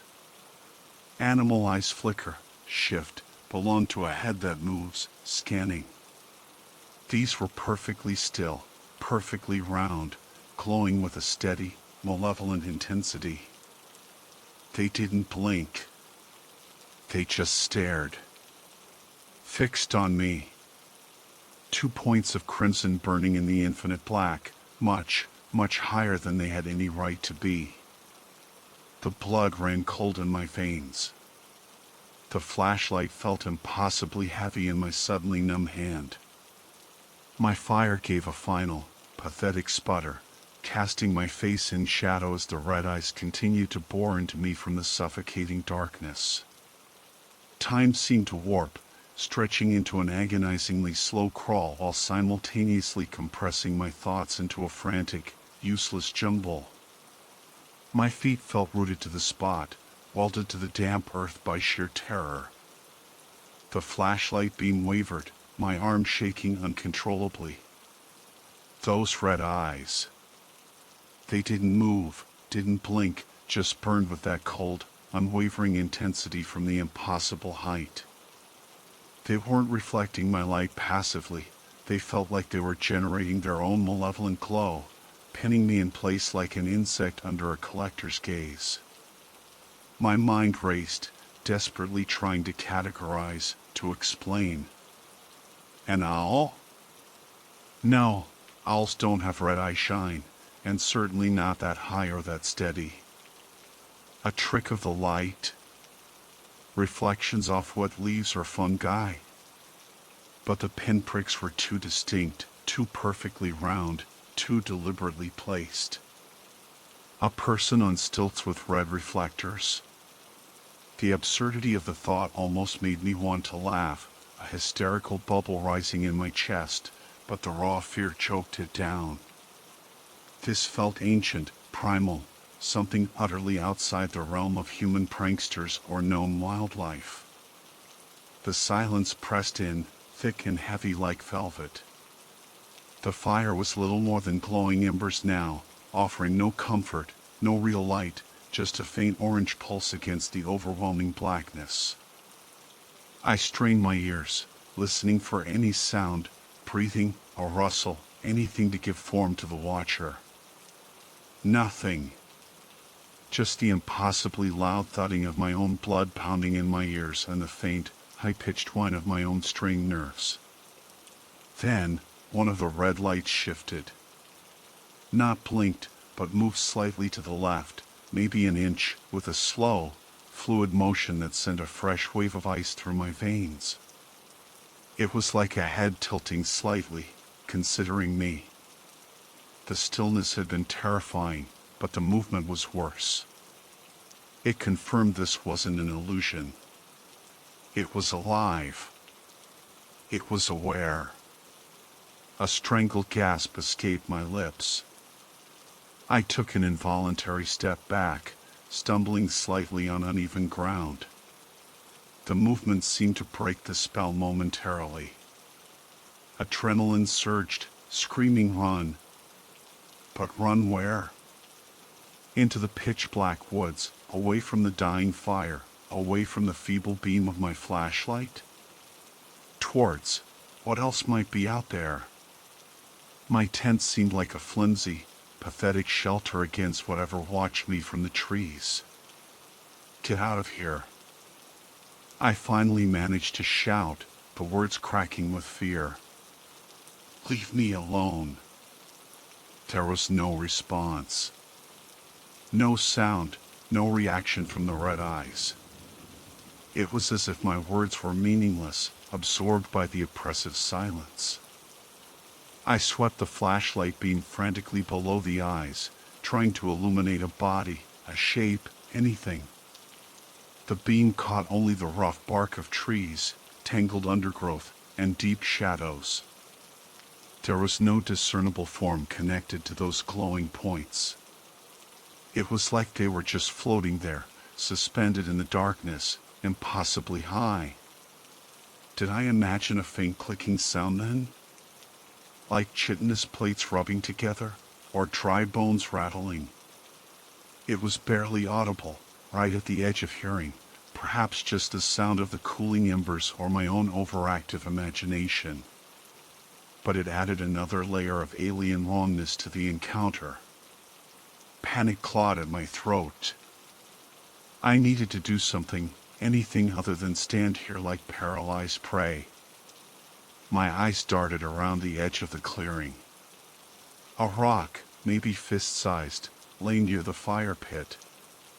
With a surge of desperate energy, I lunged for it, scooped it up. It felt cold and heavy in my trembling hand, and hurled it with all my might towards the red eyes. I didn't wait to see if it hit. I didn't hear a thud or a cry. As soon as the rock left my hand, I turned and scrambled backward, tripping over my own feet, crab walking away from the tree line towards my tent. My flashlight beam bounced wildly, illuminating patches of ground, my own legs, then swinging back towards the woods. The red eyes were still there. Unmoved. Unaffected. Watching my pathetic retreat. I fumbled with the tent zipper, my fingers numb and clumsy. The sound of the zipper teeth grating open seemed deafeningly loud in the stillness. I threw myself inside, landing awkwardly on my sleeping bag, and yanked the zipper shut with frantic haste. Inside the thin nylon walls, the darkness felt absolute, save for the weak glow of my flashlight, which I now pointed towards the tent flap, my knuckles white as I gripped it. My breath came in ragged, shallow gasps. I pressed my ear against the fabric, listening. Silence. For a long moment, agonizingly long, there was nothing but the sound of my own breathing echoing in the confined space. Had it gone? Had throwing the rock scared it off? Or was it just waiting? Then came the crunch. The same heavy, deliberate footstep I'd heard earlier, breaking the silence just outside my tent. Crunch. Closer. Another step. Crunch. It was circling the tent. Slow. Measured. Each footfall sent a jolt of pure terror through me. I could almost feel the ground vibrating slightly beneath me. This was no deer. This was heavy. I squeezed my eyes shut, praying it would go away, praying this was a nightmare. But the sounds were too real. A low snuffling sound, like some massive animal sniffing the air, right against the tent wall near my head. I flinched back, pressing myself against the opposite side. Then, a scrape. The sound of something hard, a claw. A branch held in something, dragging slowly down the nylon fabric. I held my breath, rigid with fear, the flashlight beam trembling violently on the tent door. I didn't dare make a sound. The scraping stopped. Silence descended again, but it wasn't empty. It was charged, expectant. I could feel the presence outside, could almost sense the weight of its attention focused entirely on the flimsy shelter containing me. Minutes stretched into an eternity. Every creak of a distant branch, every rustle of leaves, sent fresh waves of panic washing over me. I stayed frozen, flashlight aimed, ears straining, waiting for the next sound, the next movement, the inevitable moment when the fabric would rip open. The red eyes were burned into my memory, floating behind my eyelids every time I dared to blink. Sleep was impossible. All I could do was wait, trapped in my nylon coffin, listening to the sounds of something unknown moving just inches away in the terrifying darkness of the Appalachian night. The long, cold hours until dawn seemed like an insurmountable distance away. The hours that followed were the longest of my life, each second stretched taut like a nerve about to snap. I remained frozen inside the tent, flashlight beam fixed on the thin nylon door, my entire being focused on the sounds, or lack thereof, from outside. The heavy footsteps had ceased, the scraping hadn't returned, but the silence wasn't comforting. It felt like the stillness of a predator lying in wait, patient and utterly confident. Was it still out there, just beyond the fabric, watching the tent with those terrible red eyes? Or had it moved back into the deeper shadows, content to observe from a distance? I didn't know, and the uncertainty was a torture of its own. My flashlight beam began to flicker. The batteries were dying. Panic surged anew. The light was my only weapon, pathetic as it was, against the suffocating darkness. Losing it felt like losing my last shred of defense, my last connection to the rational world. I fumbled in my pack with one hand, keeping the weakening light trained on the door with the other. My fingers closed around spare batteries. Changing them in the pitch black, listening for any sound that might signal an attack, was an exercise in pure terror. My hands shook so badly I almost dropped them twice, the tiny metal cylinders feeling impossibly slippery. Finally, with a click, the beam returned to its full strength, a small victory in a night dominated by overwhelming fear. Sleep was unthinkable. Every time my eyelids drooped with exhaustion, the image of those red eyes would flash behind them, jolting me awake. I imagined claws tearing through the nylon, a monstrous shape filling the doorway. I listened to the wind sighing through the trees high above, a sound that had seemed peaceful just days before but now sounded like mournful whispers. Occasionally, A branch would creak or snap somewhere in the distance, and my heart would leap into my throat. Was it moving again? Coming back? Time lost all meaning. Was it minutes or hours that passed in near silence? My muscles cramped from holding the same tense position. My throat was raw from shallow, panic breathing. The cold seeped into my bones, a damp chill that the sleeping bag couldn't fully repel. It felt like the coldness of the grave. Then, slowly, almost imperceptibly at first, the absolute blackness inside the tent began to soften. A faint, grayish tinge started to outline the seams and edges. Dawn. It was coming. Hope, fragile and tentative, flickered within me. Creatures of the night, folklore told, retreated with the sun. Would this thing, whatever it was, do the same? The gray light strengthened, turning the tent interior from pitch black to a murky twilight. Outside, the first tentative chirps of birds began, hesitant at first, then growing bolder. It sounded like the world was slowly coming back to life. I strained my ears. No crunching footsteps. No scraping. No heavy breathing. Could it be gone? I waited, forcing myself to be patient, even as every fiber of my being screamed to flee. I waited until the sun was properly up, until pale golden light filtered through the tent fabric, casting faint shadows inside. The birdsong was a full chorus now. The woods sounded normal again. Almost. Taking a deep, shuddering breath, I slowly, carefully reached for the zipper. My hand hesitated.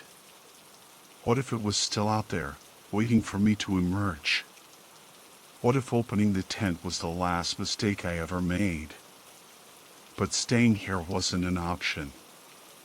My water was low, my food almost gone, and my sanity frayed to a thread. I pulled the zipper down, inch by agonizing inch. The sound was still horrifyingly loud to my ears. I peered through the narrow opening. The clearing looked empty. The fire pit was just a circle of cold, gray ash. Dew sparkled on the leaves. Sunlight slanted through the trees, painting the scene in ordinary morning light. No red eyes. No monstrous shape. With my heart pounding a frantic rhythm against my ribs, I pushed the flap open wider and scrambled out, my legs stiff and clumsy. I stood there, blinking in the light, scanning the tree line in every direction. Nothing. Just trees, undergrowth, the familiar forest scene. But it didn't feel familiar anymore. It felt tainted, violated. The shadows seemed deeper, the silence between bird calls more profound. There, near where I'd seen the eyes, the ground was disturbed. Large, indistinct impressions in the damp earth and leaf litter, deeper than any deer track, too large and oddly spaced for a bear. They led from the tree line towards my tent, circled it, and then led back into the woods. Proof. It hadn't been a nightmare. It had been real. It had circled my tent. I didn't waste another second. Forget packing neatly. I stuffed my sleeping bag and tent haphazardly into my pack, leaving behind anything non-essential, my cooking pot, extra fuel, some food. Speed was all that mattered. Survival was all that mattered. I shouldered the pack, grabbed my trekking poles for balance and meager defense, and practically ran from the clearing, heading back the way I came, towards the main trail, towards anything that felt like civilization. The hike back was a blur of paranoia and adrenaline. Every shadow seemed to hold a lurking shape, Every snapped twig sounded like a pursuing footstep. I didn't stop to rest, didn't stop to eat or drink. I pushed myself relentlessly, glancing constantly over my shoulder, my ears straining for any unnatural sound. The woods felt different now. The beauty was gone, replaced by a sense of brooding menace. The trees felt like silent, disapproving witnesses.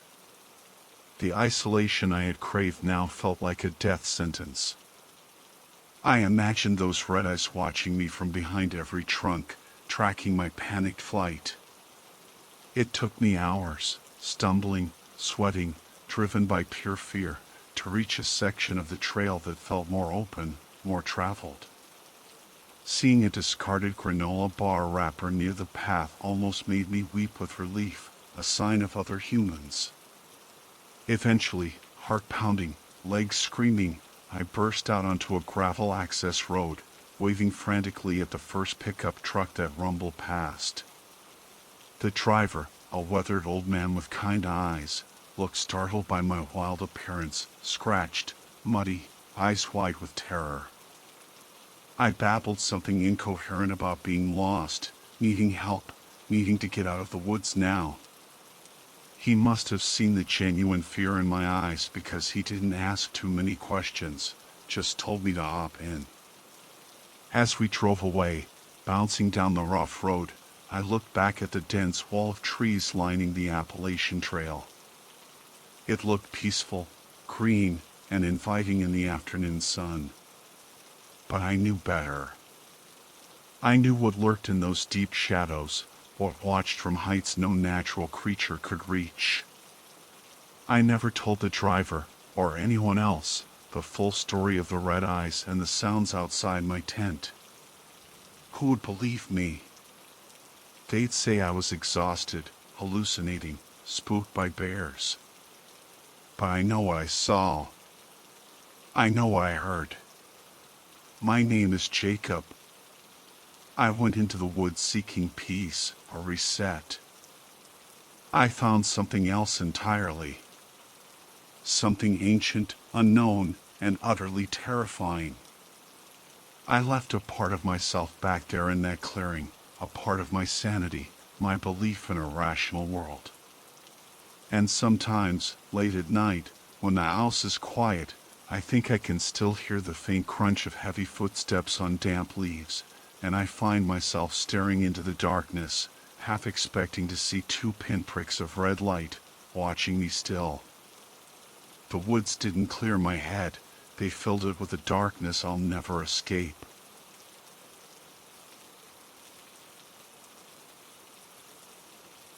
My name is Mia. If you knew me in person, you'd probably say I'm cautious. Maybe a little too cautious for some people's liking, especially when it comes to the internet. I'm not paranoid, not exactly, but I understand how easily things can spiral online. Information leaks, privacy evaporates, and suddenly strangers know things they shouldn't. That's why I treat my online presence like I treat my apartment: locked doors, screened visitors. My Instagram account, for instance, is Fort Knox, relatively speaking. It's been private since the day I created it. Every single follow request gets scrutinized. Do I know this person? Really know them? Not just an acquaintance from a party 5 years ago or someone who knows someone I know. It has to be someone I trust, someone I'd actually invite into my home. The result is a small, curated list of followers, mostly close friends, family, a couple of colleagues I genuinely like. It's a digital space I feel comfortable in, a place where I can share little snippets of my life without feeling exposed to the vast, unpredictable ocean of the internet. I live alone, unless you count Jasper, my ginger tabby cat who possesses more personality than most people I know. He's my furry shadow, my furry alarm clock, and occasionally, my furry source of chaos. Most of my carefully selected Instagram followers are familiar with Jasper. He makes frequent appearances in my stories, napping in sunbeams, batting at dust motes, demanding food with the persistence of a seasoned negotiator. He's photogenic, and honestly, sharing his antics feels safe. It's just a cat, right? Nothing personal, nothing revealing about me, not really. Just universal cat content for people I already know and trust. Yesterday evening was typical. Work had been draining, a cascade of spreadsheets and passive-aggressive emails. Coming home to Jasper's enthusiastic, if slightly demanding, greeting was the highlight.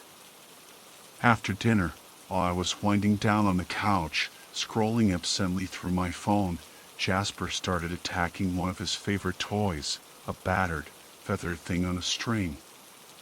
He was a whirlwind of orange fur, paws batting, little teeth nipping, eyes wide with predatory focus.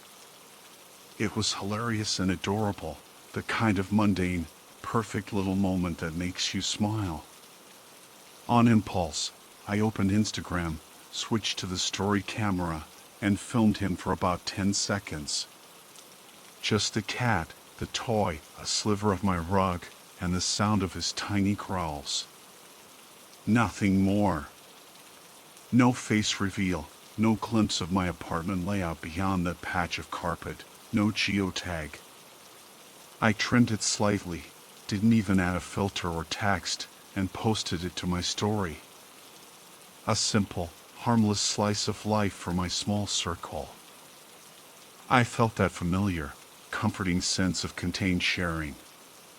Posted, done, safe. A few hours passed.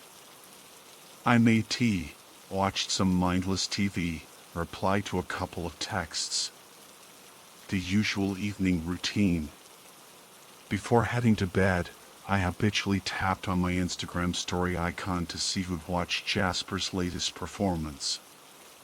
The little profile pictures popped up at the bottom: my sister, my best friend Sarah, a couple of cousins, a work friend. All the usual suspects. Familiar faces, familiar usernames. Everything normal. I smiled, closed the app, and started getting ready for bed.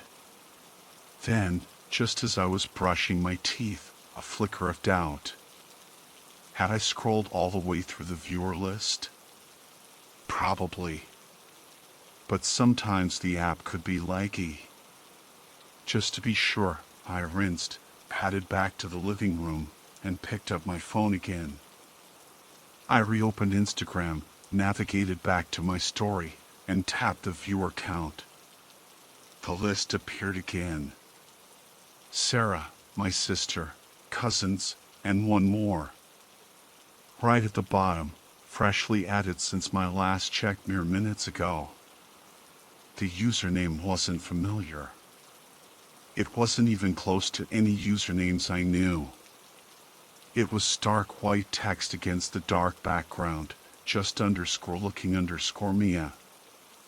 My blood ran cold. Mia. My name. Embedded right there in the username of someone I didn't know, someone who shouldn't have been able to see my story. My profile is private. Rock solid private.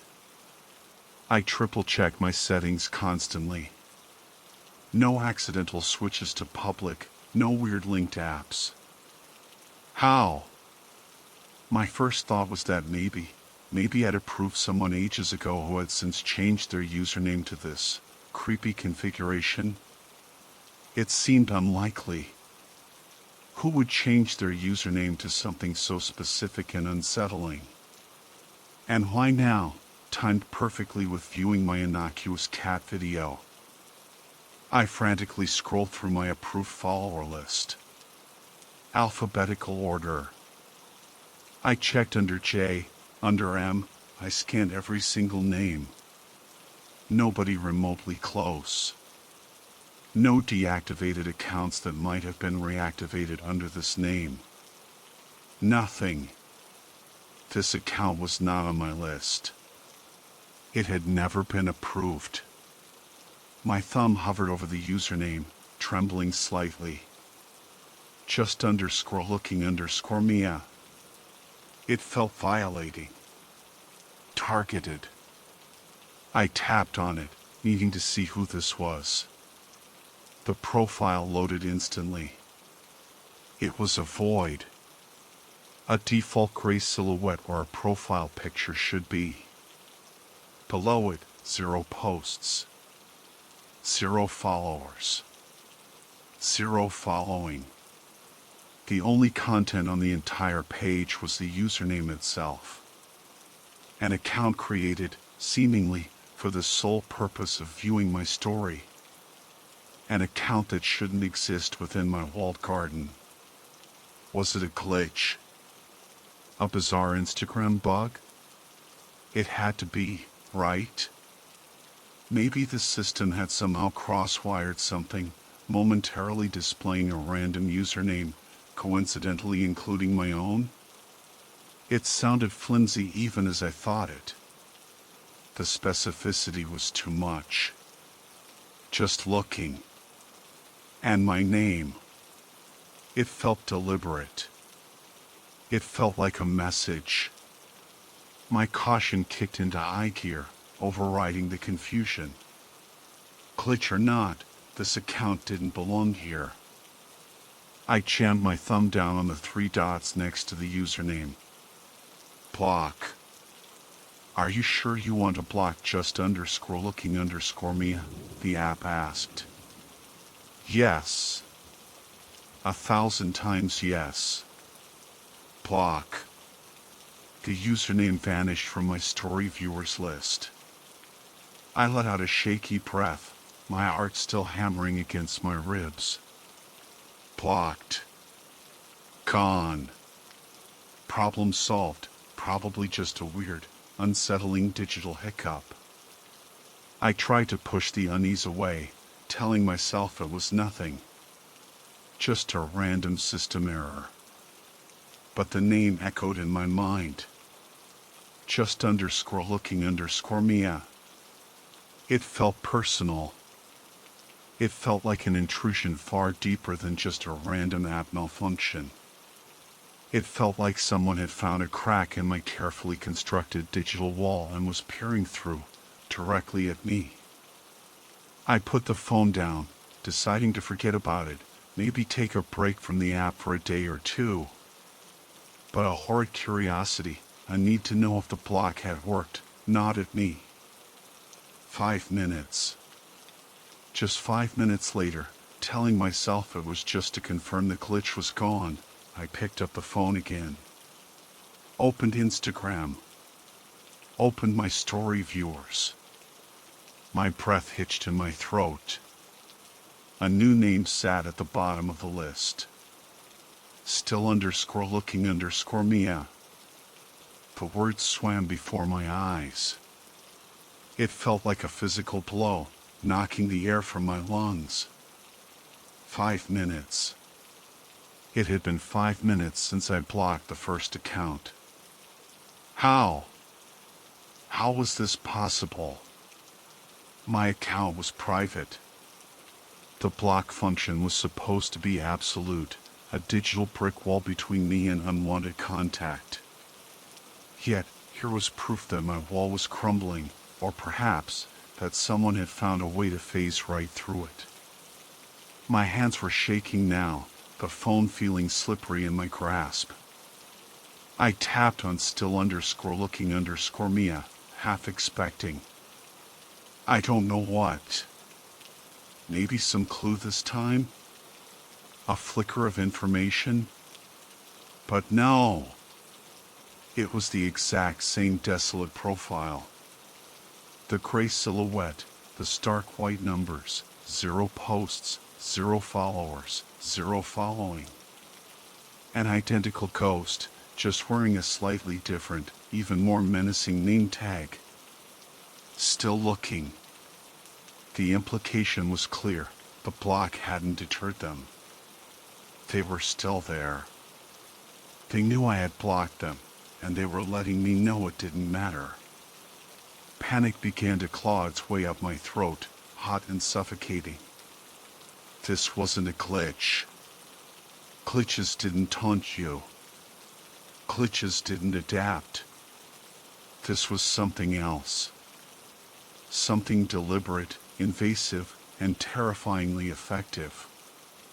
My carefully curated safe space had been breached, not once, but twice, in rapid succession, by an entity that seemed to operate outside the normal rules of the platform. With a trembling finger, I blocked still_looking_Mia. The confirmation prompt felt like a mockery.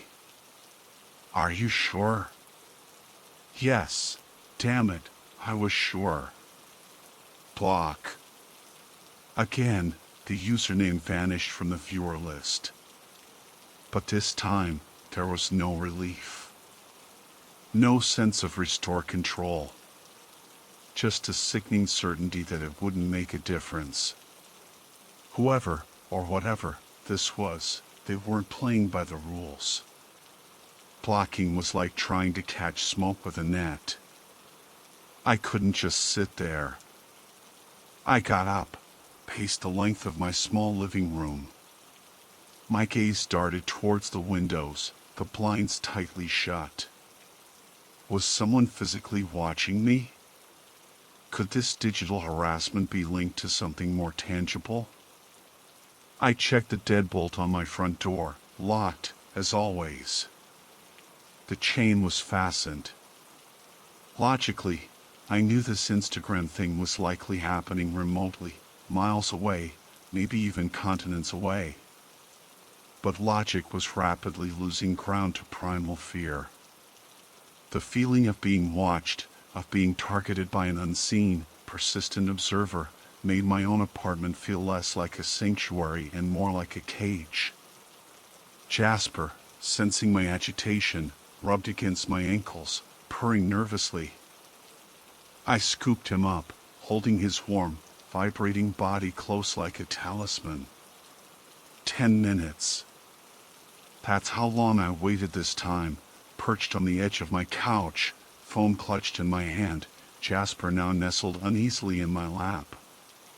It felt like an eternity. Every creak of the floorboards, every distant siren, every notification buzz from my phone, a normal email, a news alert, made me jump. I was terrified to look, but I knew I had to. Ignoring it wouldn't make it go away. It felt like closing my eyes during a horror movie. The monster is still there, you just can't see it coming. Taking a deep breath, trying to steady my hand, I opened Instagram. My story icon pulsed innocently. I tapped the viewer list. My eyes scanned past the familiar names, dread coiling in my stomach. And there it was. At the bottom. Always_looking_Mia. Always. The finality of it, the sheer possessiveness, struck me with a fresh wave of horror. Not just looking, not still looking, but always looking. It promised perpetual observation. It promised no escape. The profile, predictably, was another perfect clone of the first two, an empty shell housing only that terrifying, ever-present username. This was too much. Blocking was useless. Reporting felt inadequate. Report what? A ghost profile that kept shape-shifting? What could Instagram even do against something that bypassed their fundamental security features? My instinct screamed at me to sever the connection, to remove the focal point of their attention. My story. The innocuous video of Jasper. That's what they were viewing. That had to be the link. With frantic taps, I navigated to my story, hit the more options, and slammed my finger down on delete. Delete this story? Yes. Delete. It vanished. The little circle with Jasper's face disappeared from the top of my feed. Gone. I felt a momentary, desperate surge of hope. Maybe that was it. Maybe they were only attached to that specific piece of content. If the story was gone, they couldn't view it anymore. The connection was broken. Please, let the connection be broken. But the usernames echoed in my head. Just _looking_ Mia. Still _looking_ Mia. Always _looking_ Mia. It didn't feel like it was just about the story anymore. It felt like it was about me. I spent the next hour in a state of hypervigilance. I checked my direct messages, nothing. Checked my follower requests, empty. I scanned my email, my other social media, most of which were even more locked down than Instagram, looking for any other sign of intrusion, any clue. There was nothing. Just the lingering, chilling memory of those usernames and the impossible way they had appeared. How were they doing it? My mind raced through possibilities, each more frightening or far-fetched than the last. Was it a sophisticated hacker who had found some unknown exploit in Instagram's code? Possible, but why target me? I wasn't famous, wasn't wealthy, wasn't influential. Why deploy such a specific, creepy method on a nobody? Was it someone I knew? A friend, an ex, a colleague playing a twisted, elaborate prank? It seemed almost impossible. The technical skill required, the sheer cruelty of it. I couldn't picture anyone I knew being capable of or willing to do something like this. It felt impersonal in its execution, yet deeply personal in its targeting. The feeling of being watched hadn't dissipated with the story's deletion. It lingered, a cold dread settling deep in my bones. Every shadow in my apartment seemed darker, every noise outside more menacing. Sleep felt like a distant impossibility. How could I rest knowing that someone, somewhere, had bypassed my defenses so effortlessly and was intent on reminding me that they were always looking?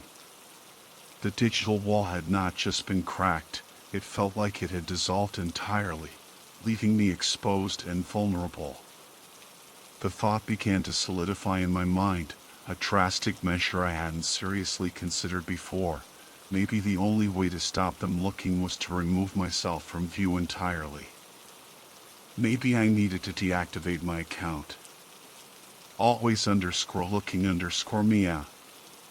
That username was the final straw.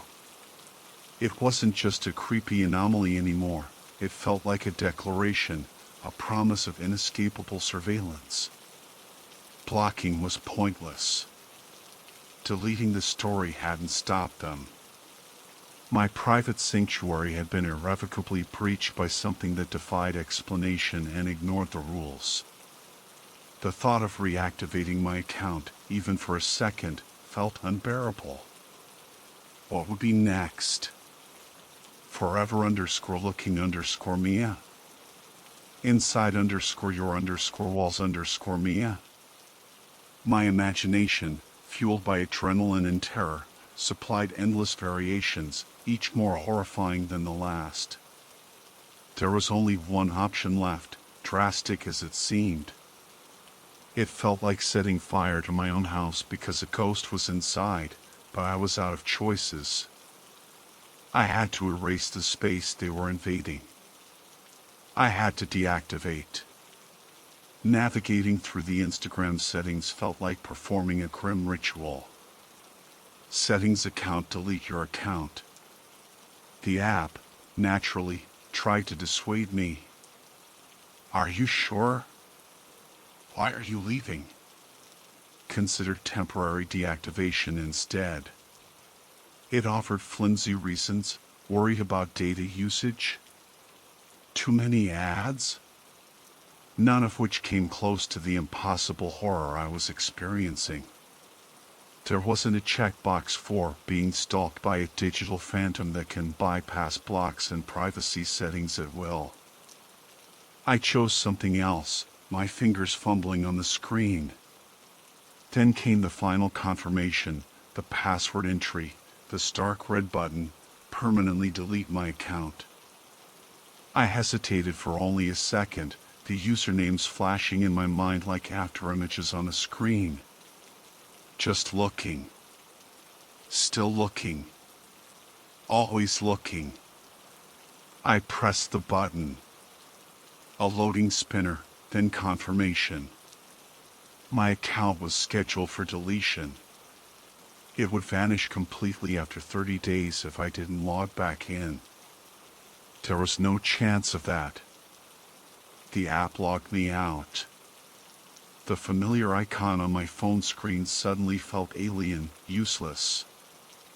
I deleted it, the digital equivalent of slamming a door shut and throwing away the key.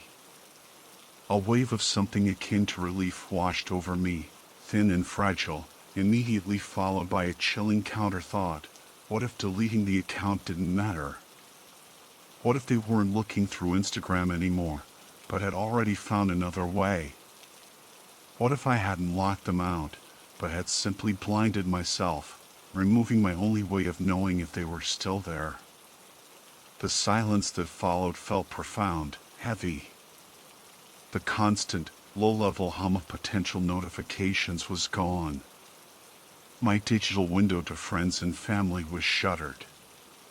Was this peace, or was it simply the quiet before something worse? In the days that followed, the fear didn't evaporate. It just shifted. It migrated from the digital realm into the physical. Without the focal point of Instagram, my paranoia latched onto my surroundings. I found myself compulsively checking the locks on my door and windows. Walking down the street, I felt unseen eyes on my back. I scrutinized reflections in shop windows, in the dark screen of my phone before unlocking it, half expecting to see someone watching me. Every notification sound from my phone, even mundane emails or texts, sent a jolt of anxiety through me. Jasper seemed to pick up on my unease, sticking closer than usual, sometimes staring intently at empty corners of the room, letting out low, guttural growls at nothing I could see. I spent hours online, not on social media, but on tech forums, security blogs, news archives. I searched for anything, zero-day exploits in Instagram's authentication, known bugs that allowed bypassing blocks, sophisticated spyware, documented cases of similar cyberstalking. I found plenty of horror stories about online harassment, hacking, and security breaches, but nothing quite like mine. Nothing explained how a brand new, empty account could instantly view a private story mere minutes after a previous iteration was blocked. Nothing explained the personalized, evolving usernames appearing immediately, sequentially. It defied the logic of standard hacking or glitches. The sheer impossibility of how they did it became the gnawing center of my fear. It felt less like a technological failure and more like a fundamental breakdown of reality, a glimpse into something that shouldn't be possible. Who was it? Or what was it? The question looped endlessly in my mind. Was it an individual of terrifying technical skill and malicious intent? A coordinated group? Or was it something stranger, something inherent to the network itself, a sentient glitch born from the interconnectedness of billions of lives that had somehow fixated on mine? The anonymity was maddening. Without a face, a motive, or a method, the watcher became an amorphous phantom, potentially anywhere, potentially anyone.